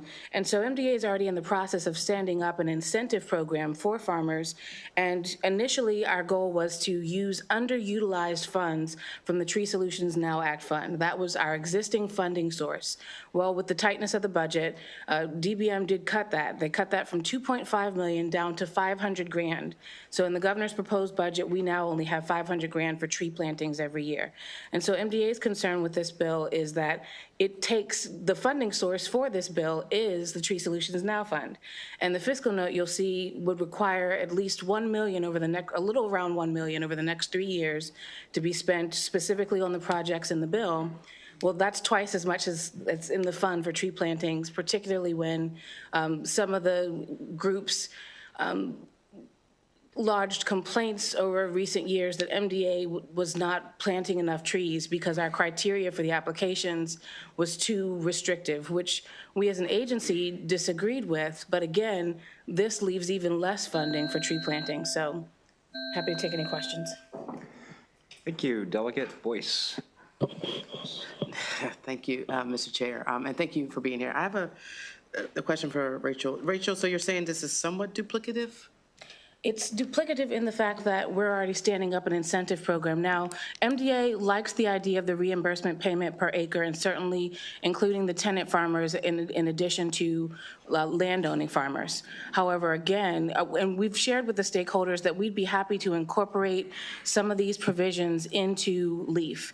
Right now, you'll see next week the Chesapeake Bay Legacy Act is very generic because it gives MDA the ability to stand up this pilot program and make all kinds kinds of practices eligible for LEAF certification. So think of it like LEED certification standards for a building. But it gives MDA the flexibility to do that, and through the years, add all kinds of eligible practices to that list. And so we'd be happy to incorporate the reimbursement per acre as an allowable criteria for LEAF certification and for LEAF payments. However, you know, that fund is also on the chopping block. So I didn't quite get to say this, but in the BRFA hearings yesterday and today, there's lots of conservation land preservation funding that is potentially going to be lost to MDA. And so again, it's not that we have an issue with the practices in the bill. We'd prefer incentives over mandates, right? So I want to be key about that, but it's not that we're opposed to what's in the bill. We're opposed to, well, I won't say opposed, right?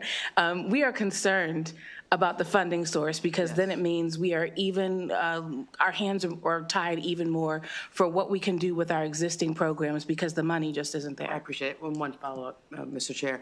And I mean this, I guess, in whole and not necessarily to the sponsor, because we know folks bring us bills and they bring us the information and we touch onto it. I'd like to know, in the history of any of these programs, how many have been brought by actually farmers? Can you specify which programs? Any of these programs, the nutrient management programs, fertilizer programs, salt intrusion programs, how many of these are actually been brought by farmers? So I guess one example that would be pertinent is the Water Quality Improvement Act of 1998. So that was what required mandatory nutrient management plans. A group of farmers and agricultural organizations had actually stood up a voluntary nutrient management program starting back in 1992. And by the time the Water Quality Improvement Act was passed, there was about over 70% voluntary participation in that nutrient management program. So there are definitely instances in which that is the case. And as I said, Shore Rivers was very communicative with myself. And I want to be clear, this is not about them. I'm just asking in general. People come and say, we're bringing this program for this group of people for this reasons. I'm just asking, has ever the farming community brought programs to, I guess, manage themselves or manage nutrient management? And to your point, no, not since 1998. Farmers have not put regulatory mandates or suggested regulatory mandates on themselves, no.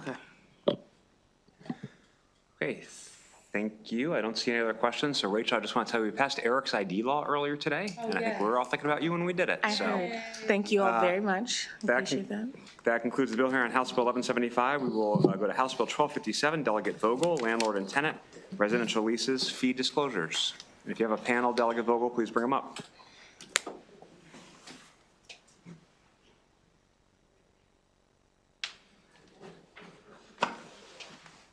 I brought some council members. Mr. Chair, Madam Vice Chair, committee members, I am here with House Bill 1257, which is inspired by a local ordinance from the city of Gaithersburg, championed by Councilmember Hernandez. And the bill is all about transparency.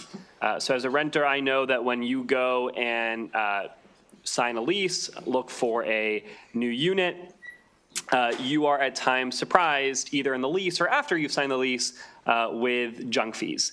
I know that this body has done work in the past to address junk fees in other areas of commerce, and this bill relates to rental units. So there are all sorts of fees that can be assessed to renters. These include trash fees. We're seeing now even package fees. And what this bill does is require two things. One, at the time of signing your lease, every renter will receive a schedule with every mandatory and optional fee laid out clearly with what the amount is and when they are expected to pay that fee. And second, what we're asking for is that when you are promoting a new apartment, a rental, that the price listed is the total price with all the mandatory fees. That way, you don't have a situation where the base rent is, you know, $1,000, but then you're ending up paying $1,200 with all these additional fees. We want folks to know exactly how much they are expected to pay in their monthly rent. With that, I urge a favorable report on House Bill 1257. And I will just say there is an amendment because we've been working with some stakeholders to make sure that this legislation, to bring down the fiscal note, we've been working with DHCD. I believe they've submitted testimony on a way to, I believe, bring the fiscal note down to zero, if not close to zero, and then work with some folks that you'll hear from today to make this easier to implement and enforce. Thank you. Good afternoon, Chair Corman, a fellow son of Rockville and fellow Richard Montgomery alum, and Vice Chair Boyce and committee members. My name is Adam Van Grack. I'm a Rockville City Council member, and I thank you for this opportunity to testify in support of this bill. The Rockville Mayor and Council unanimously supports HB 1257, which addresses fundamental issues of Maryland's rental market: fee transparency, fairness, and consumer protections. Renters should not have to deal with hidden or deceptive costs when making important financial decisions and contractual commitments. For many Marylanders, securing a rental home is one of the most significant financial decisions they make. Yet too often, renters are lured into rental homes by advertised prices that do not reflect the true cost of living in that home. Our Rockville Mayor and Council have received multiple concerns with people coming to our community forum about housing providers sharing new and undisclosed fees as part of their basic fees requirements, including unexpected basic package delivery fees of, for example, one resident of $20 a month, regardless of whether that resident receives packages. Other examples are trash collection fees, parking fees, and mandatory administrative charges that were not provided to the renter at the time they entered into that contract. It's not just the renters who support the bill. We have communicated with actual landlords that want this bill because they want a fair, competitive market. There are landlords that are actually disclosing all their fees. And to be in competitive market with other landlords that are not disclosing that fee is unfair. And we have found, and we have had community forums, members come to us throughout Rockville and support this bill. By supporting HB 1257, we are addressing and advocating for a more honest and equitable rental market for both tenants and landlords. Thank you. Good afternoon, everybody. My name is Jamil Hernandez. I'm the Council Vice President for the City of Gaithersburg. And as Delegate Vogel mentioned, we passed an ordinance providing greater fee transparency for our renters. This is one of those special bills that had support of landlords, tenants, and staff in terms of its light management for it. Why did we pass something like this? Precisely for what our council member Van Grack said, we want to make sure we don't have bait and switch situations where you go and see an advertised price, but when you show up, get your credit run or pay your $50 fee or $25 fee to go through, then you learn about the other fees. The purpose of this bill is to show ahead of time so you have greater transparency and are informed to make a good decision. This body passed a bill last year with kind of a similar intent in terms of gas prices if you were paying with credit card or cash, so people wouldn't get a bait and switch on it. I think this has the same spirit on it. I feel it's a pretty simple bill to administrate and review. We found it so far and to have good compliance. And we would never want to build Rube Goldberg machines of complexity, which this is it. And I urge your support for this. Great, thank you. I do need to inform you the vice chair is a daughter of Rockville and also attended Richard Montgomery High School. So, any questions for the bill sponsor? Okay, you also had Matt Hill on your panel. He might have had to leave. Potentially. Right? Can I just acknowledge two of your members quickly, Mr. Chair, that have been very helpful here? Sure. Mr. Delegate Stewart and Delegate Allen, who I believe is the second year, have been incredibly helpful with this legislation as well. So thank you both. Great. So did Matt have to go? Do you know? I believe so, yes. Okay. We have Ariel Nelson from National Consumer Law Center virtually. Please go ahead. Good afternoon, Chair Corman, Vice Chair Boyce, and members of the committee. I'm Ariel Nelson, and I'm a senior attorney at the National Consumer Law Center. Much of my work focuses on tenant screening, and I've been researching rental housing junk fees in particular for several years, and I'm testifying in support of HB 1257. Renters across the country, including in Maryland, face an affordable housing shortage. A dizzying array of fees to secure and maintain rental housing contributes to sky-high rent prices. As you heard, these fees can add hundreds of dollars per month to the rent, compounding the burden already placed on renters, which make up about 32% of Marylanders. HB 1257 would take a basic but critical step towards protecting renters from expensive and surprise fees. It would simply require disclosure of fees and therefore the true cost of housing upfront. Housing providers often don't disclose the many fees renters have to pay upfront, and that means that renters don't know the actual amount they'll owe each month until they begin the lease signing process, at which point they've likely already paid a non-refundable application fee, and maybe other fees too. This failure to provide accurate pricing information threatens renters' ability to effectively budget and keep a roof over their heads. Surprise fees that renters just can't afford can also jeopardize access to future housing and financial stability. These fees can become negative marks on credit reports that lead to automatic rejections by future landlords, for example. I urge the committee to ensure that the bill includes robust enforcement mechanisms, including but not limited to a private right of action. And with this bill, Maryland can join a number of other states like Virginia, Idaho, Minnesota, Rhode Island, Utah, in requiring landlords to disclose fee. The bill is easy to understand, and helping renters stick to their budget is in renters, landlords, and the state's interest. It can increase housing stability and decrease homelessness. Transparency is the most basic level of consumer protection, and it's common sense to require disclosure of fees. Thank you so much for this, and I urge you to support HB 1257. Great, thank you very much. I see no questions, so I'll call up a panel of favorable amendment witnesses: Aaron Greenfield from MMHA, Hugo Canto from AOBA, and Bill Costelli on behalf of the Realtors.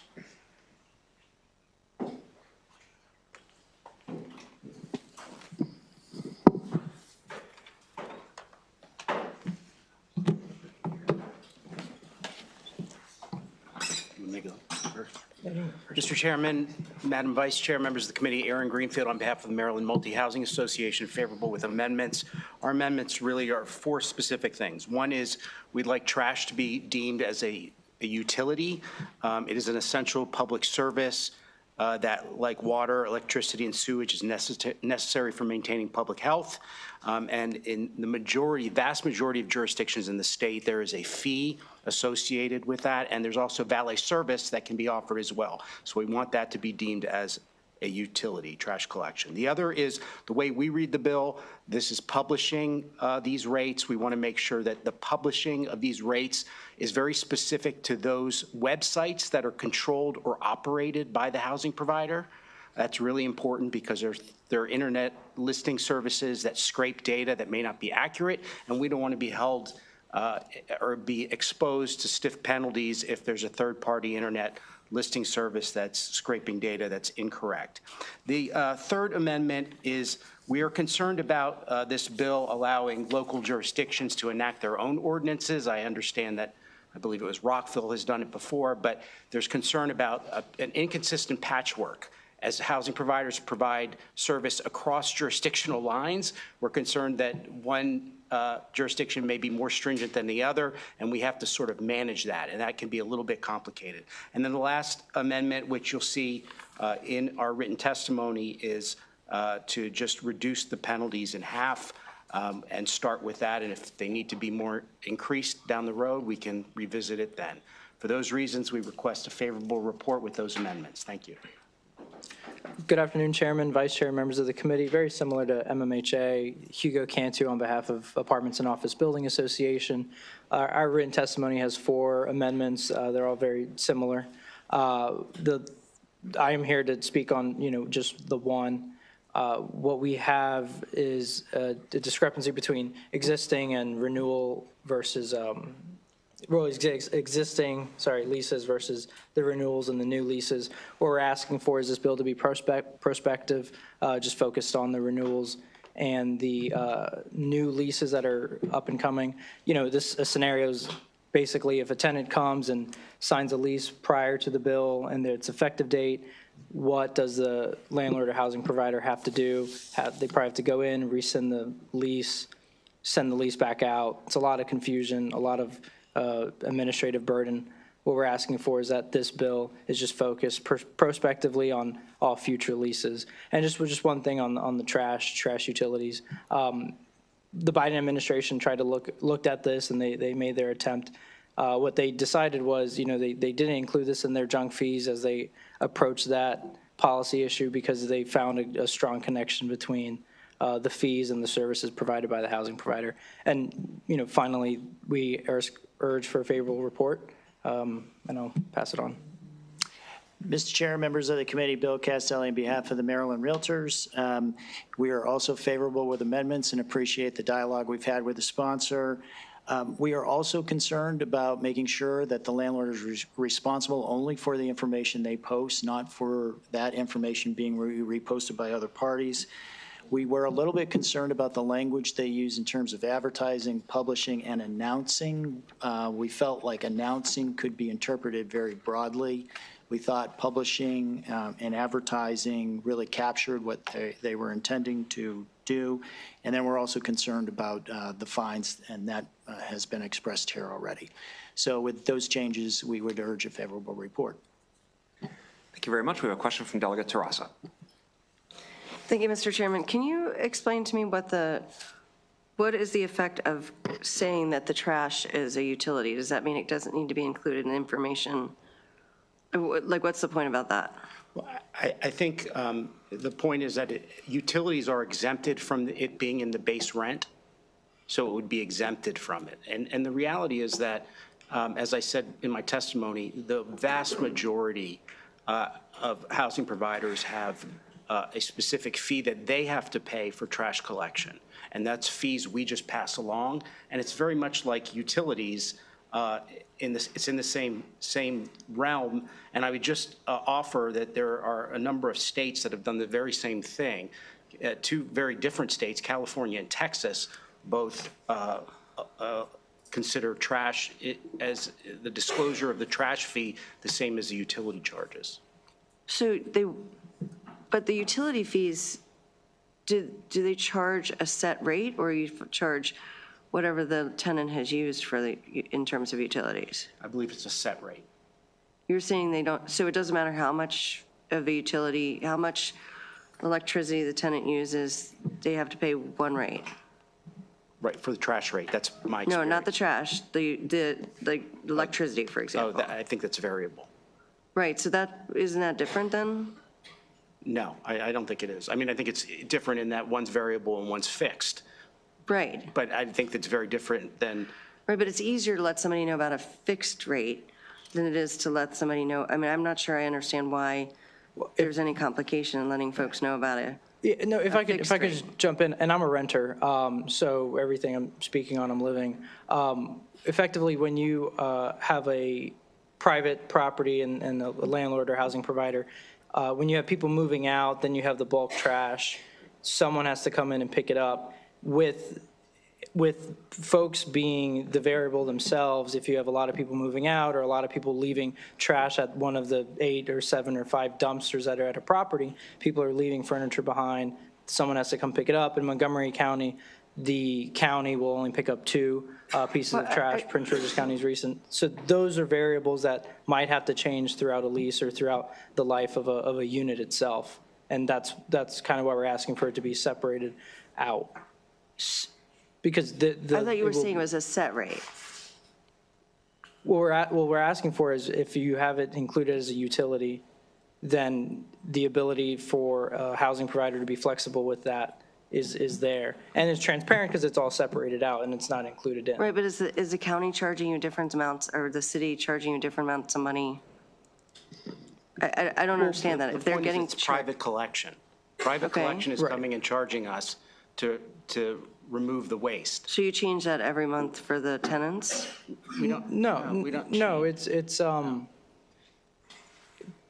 it's not changed every month at the discretion of the housing provider because of the month that it is. It's simply just changing in case there's more trash that month or in case there's more trash happening. When in my previous life, I don't think the counties knew or thought that more folks are going to be working from home going from 2019 to 2022. So then trash collection had to pick up. But that's the same as the rent. The rent goes up also over time, depending on the market and the other things. So I guess I'm not sure I understand why you can't reveal that as part of the whole thing, but I appreciate your answers. Delegate Stewart.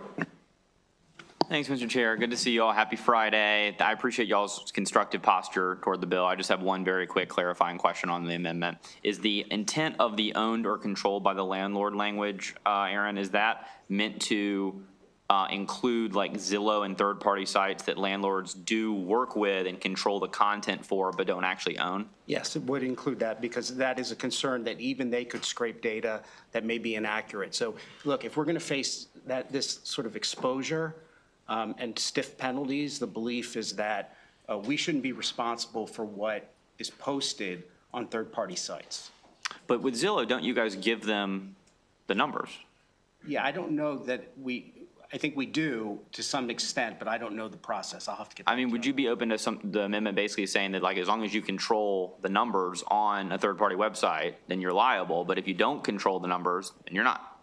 Yeah, I have to go back and figure out yeah. how Talk to him, how let that us know. works, but I'm happy to have that discussion. Okay, awesome, thanks. Great. Any further questions? Okay, thank you all for being here. That concludes the bill hearing on House Bill 1257. We'll turn to House Bill 1181, Delegate Baker, Task Force on the Establishment of a State Park Dedicated to Veterans Care. If you have a panel, of course, please bring them up. Hello.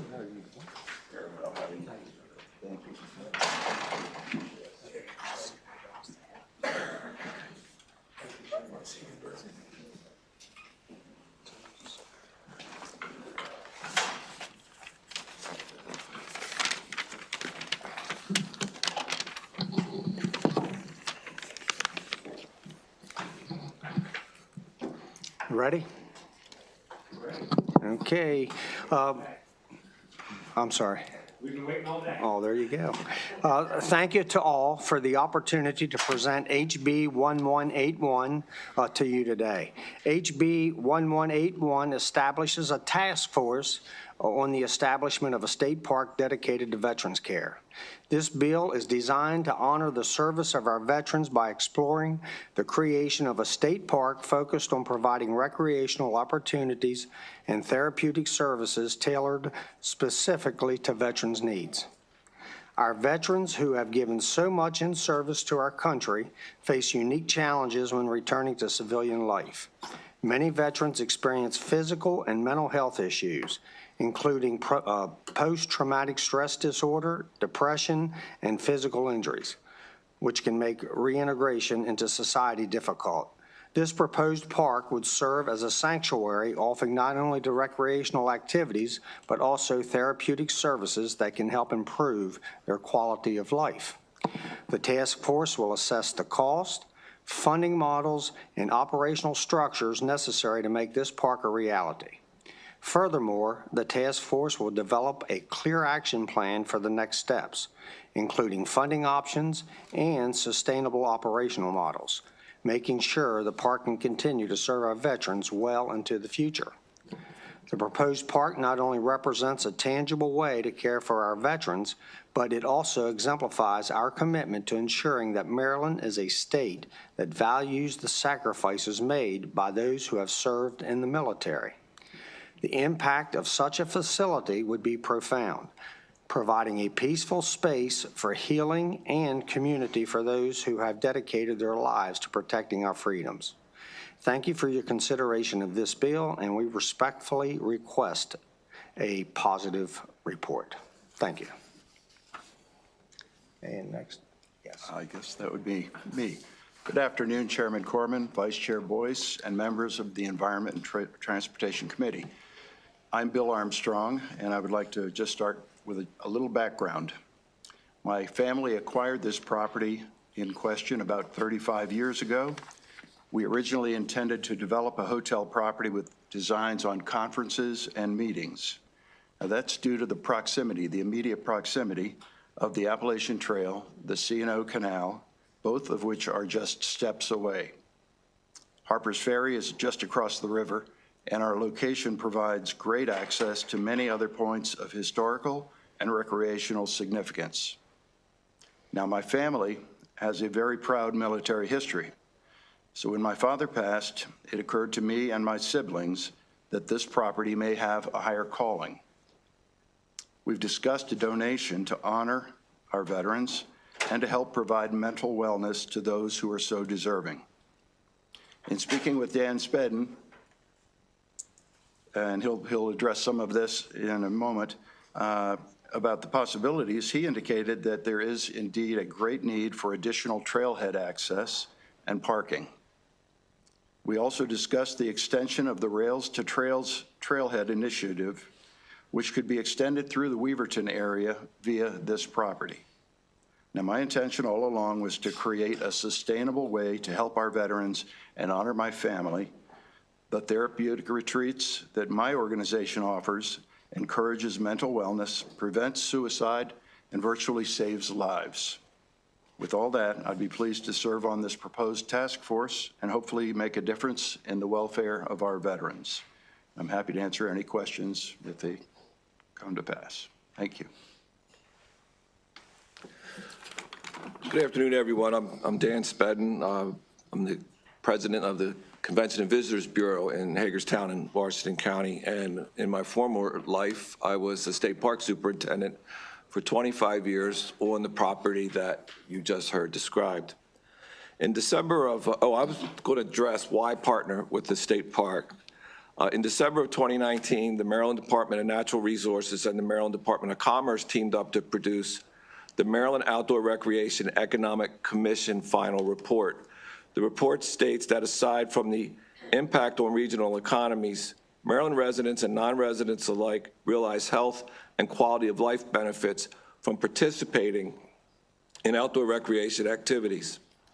And then in December of 2021, the Department of Legislative Services, Office of Policy Analysis, produced a report of the State Park Investment Commission. The report stated that DNR should investigate the possibility of establishing new parks or developing new amenities in current parks.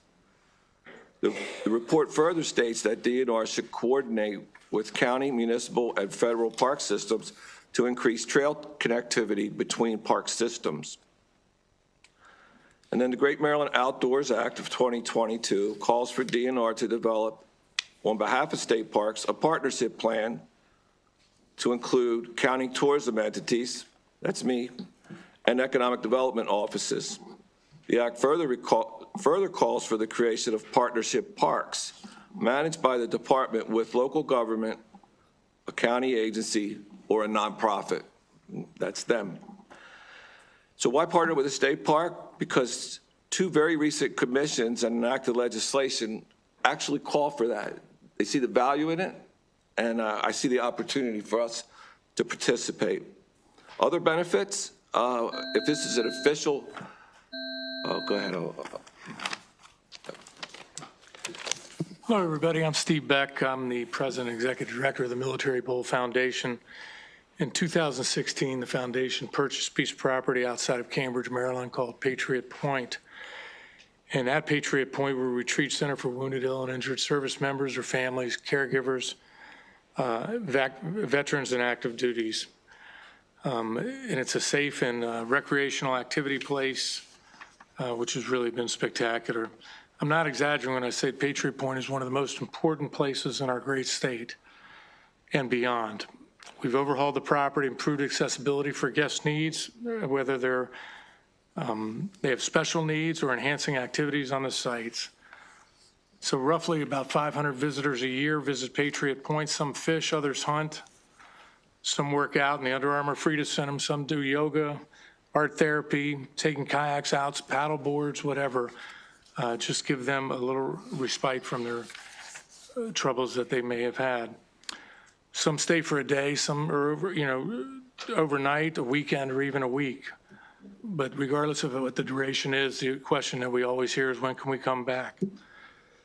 Our saying at Patriot Point is healing begins at our front gate, and we truly believe that.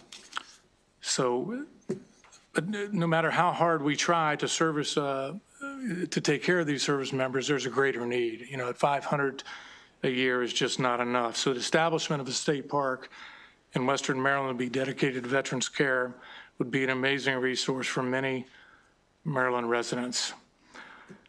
My foundation and our staff is here to help in any way that we can, and we look forward to working with this group. Thank you.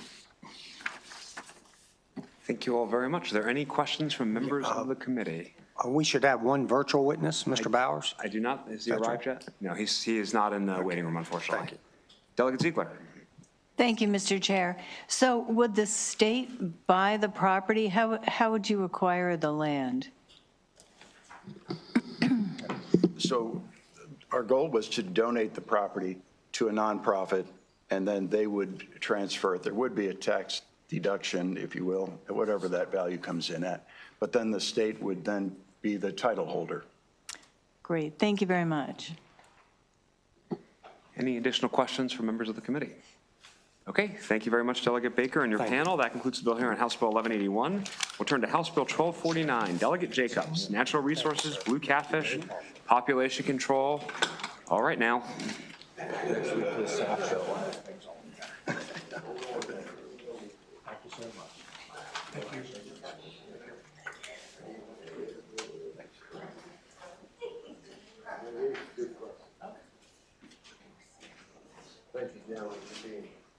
Thank you very much.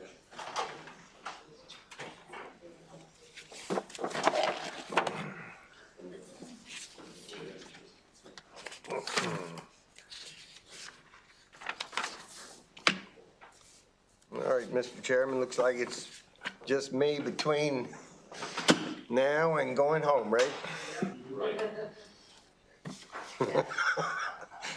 So, this, I believe, my last scheduled bill in this committee this year. Unless there's something comes up out of the who knows where. So anyhow, this afternoon, I'm here to present House Bill 1249. My name is Delegate Jay Jacobs. This is an emergency bill. And the reason why it's emergency is because this blue catfish issue is a serious issue in the Chesapeake Bay. But this method of fishing that the bill speaks of in the beginning is very interesting. I hope you'll find it interesting. So the purpose of establishing these regulations of the department governing the catching of these blue catfish, the first department shall establish a pilot program to permit the use of electrofishing. The legislation will also requires the department to authorize the use of finfish trot lines up to 2,400 feet in length, also a no set limit for the number of hooks, and authorize hooks that are not corrodable. Currently, Virginia is the only jurisdiction in the Bay watershed to permit commercial electrofishing for blue catfish, even though they're tightly limited. The state has issued 3 permits, one each for portions of the James, Rappahannock, and Pamunkey rivers. Electrofishing is allowed from April 30th till mid-October and for only 4.5 days per week. In Virginia, the 3 electrofishing permit holders account for around 11% of Virginia's overall blue catfish harvest. A disproportionate share of the record, 3.2 million pounds, landed in 2023 by a total of 114 commercial harvesters. Virginia's watermen, anxious to counter the losses of crabs and native finfish to voracious blue catfish, want the Virginia Marine Resources Commission to relax its curbs on electrofishing. Maryland, which tried unsuccessfully to get a federal disaster declared in its waters, is seeking to deplete its invasive catfish population. It has no limits on the size that can be caught, and it has expanded the types of gear that can be used for commercial harvest, though it does not permit electrofishing. Unlike many other types of fishing gear, this type of electrofishing does not affect any fish with scales. Let's pay attention there, because of the low frequency.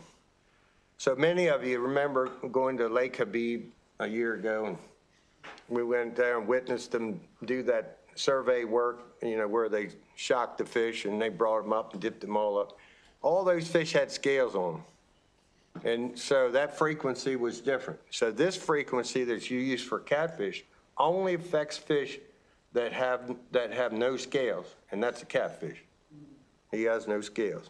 So it's a very unique lower frequency. This allows the electrofishing boats to target only catfish without affecting any other fish nearby. So no matter what fish that swim along with them, if they got scales, they would not be affected by this charge. Any catfish not scooped up in the nets will swim away after a very few minutes, resulting in an efficient fishing method with no bycatch. How about that? No bycatch. As some of you may recall, you know, in Lake Habib, we witnessed all that. And so this legislation also proposes to authorize trot line length to 2,400 feet instead of the current 1,200. Also, the limit of any hooks, the number of hooks on a trot line, and the corrodable hook provision. The reason for this 2,400 feet is a lot of guys are fishing with 2,400 now. They really shouldn't be. But here's the reality. With 1,200 feet,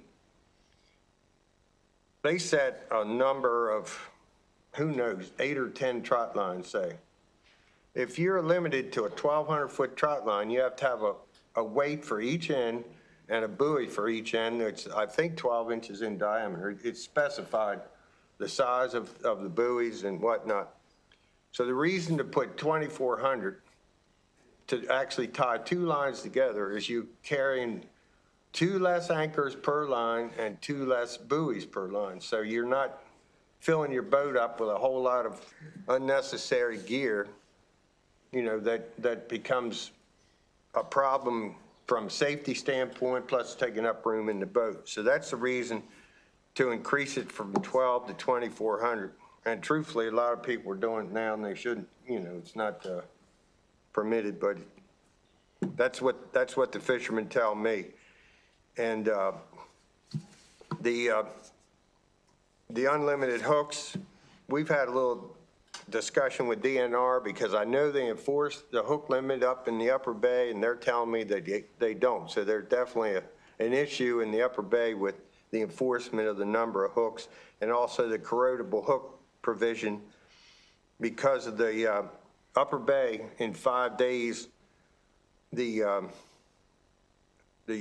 corrodable hooks in the Upper Bay will be completely useless. They corrode beyond use within 5 days, and that's the reason why I have in the bill about that. Now, where the corrodable hook is important is in what you call short line fishing, short line trot lines, and that is predominant more for the ocean area. It's a short line, 1,200-foot line with corrodable hooks for a reason, because that's an area where there's could be some sharks that bite and whatnot. And I noticed that my good friends from Chesapeake Bay Foundation, who oppose everything I put in here, have a letter of unfavorable, and I think that what they have referenced in their unfavorable is really addressing the short line issue, and I wouldn't have a problem if there was an amendment put on this bill to say, except for the provisions for short line fishing. But on the Speaking of amendments, Delegate gentlemen, Jacobs, speaking of amendments, am I remembering correctly that we actually had this as an amendment in a bill this committee passed earlier today?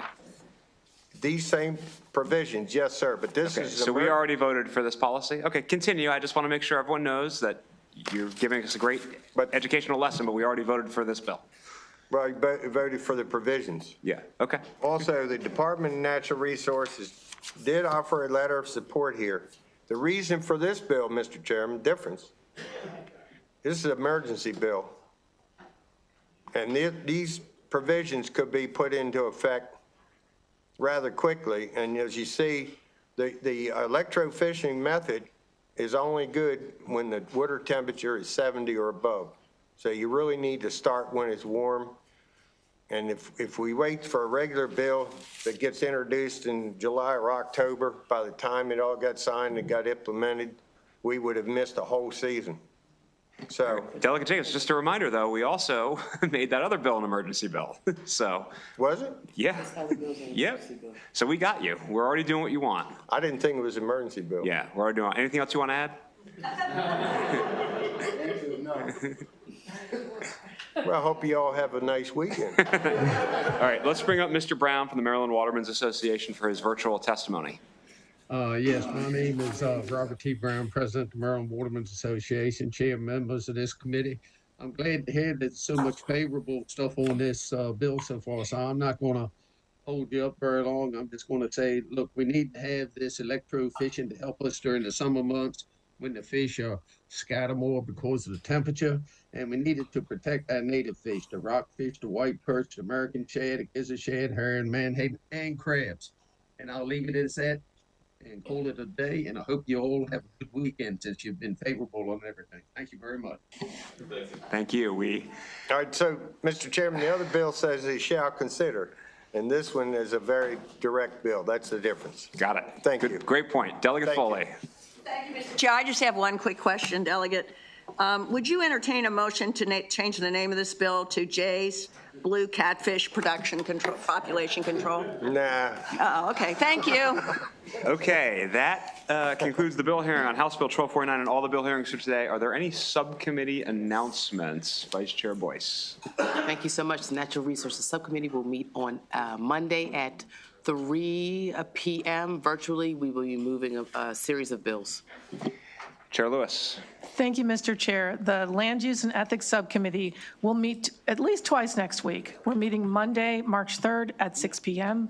Watch your emails, and we'll meet again on Tuesday, March 4th. Watch your emails and your texts. Thank you, sir. So everybody hear that? It's a break from the norm. There are some subcommittee meetings on Monday, so make sure to check your inbox. You have a question, Delegate Silverberti? Was that 6 p.m.? 6 p.m. Monday, she said. Okay. All right. Thanks, everyone. Have a great weekend.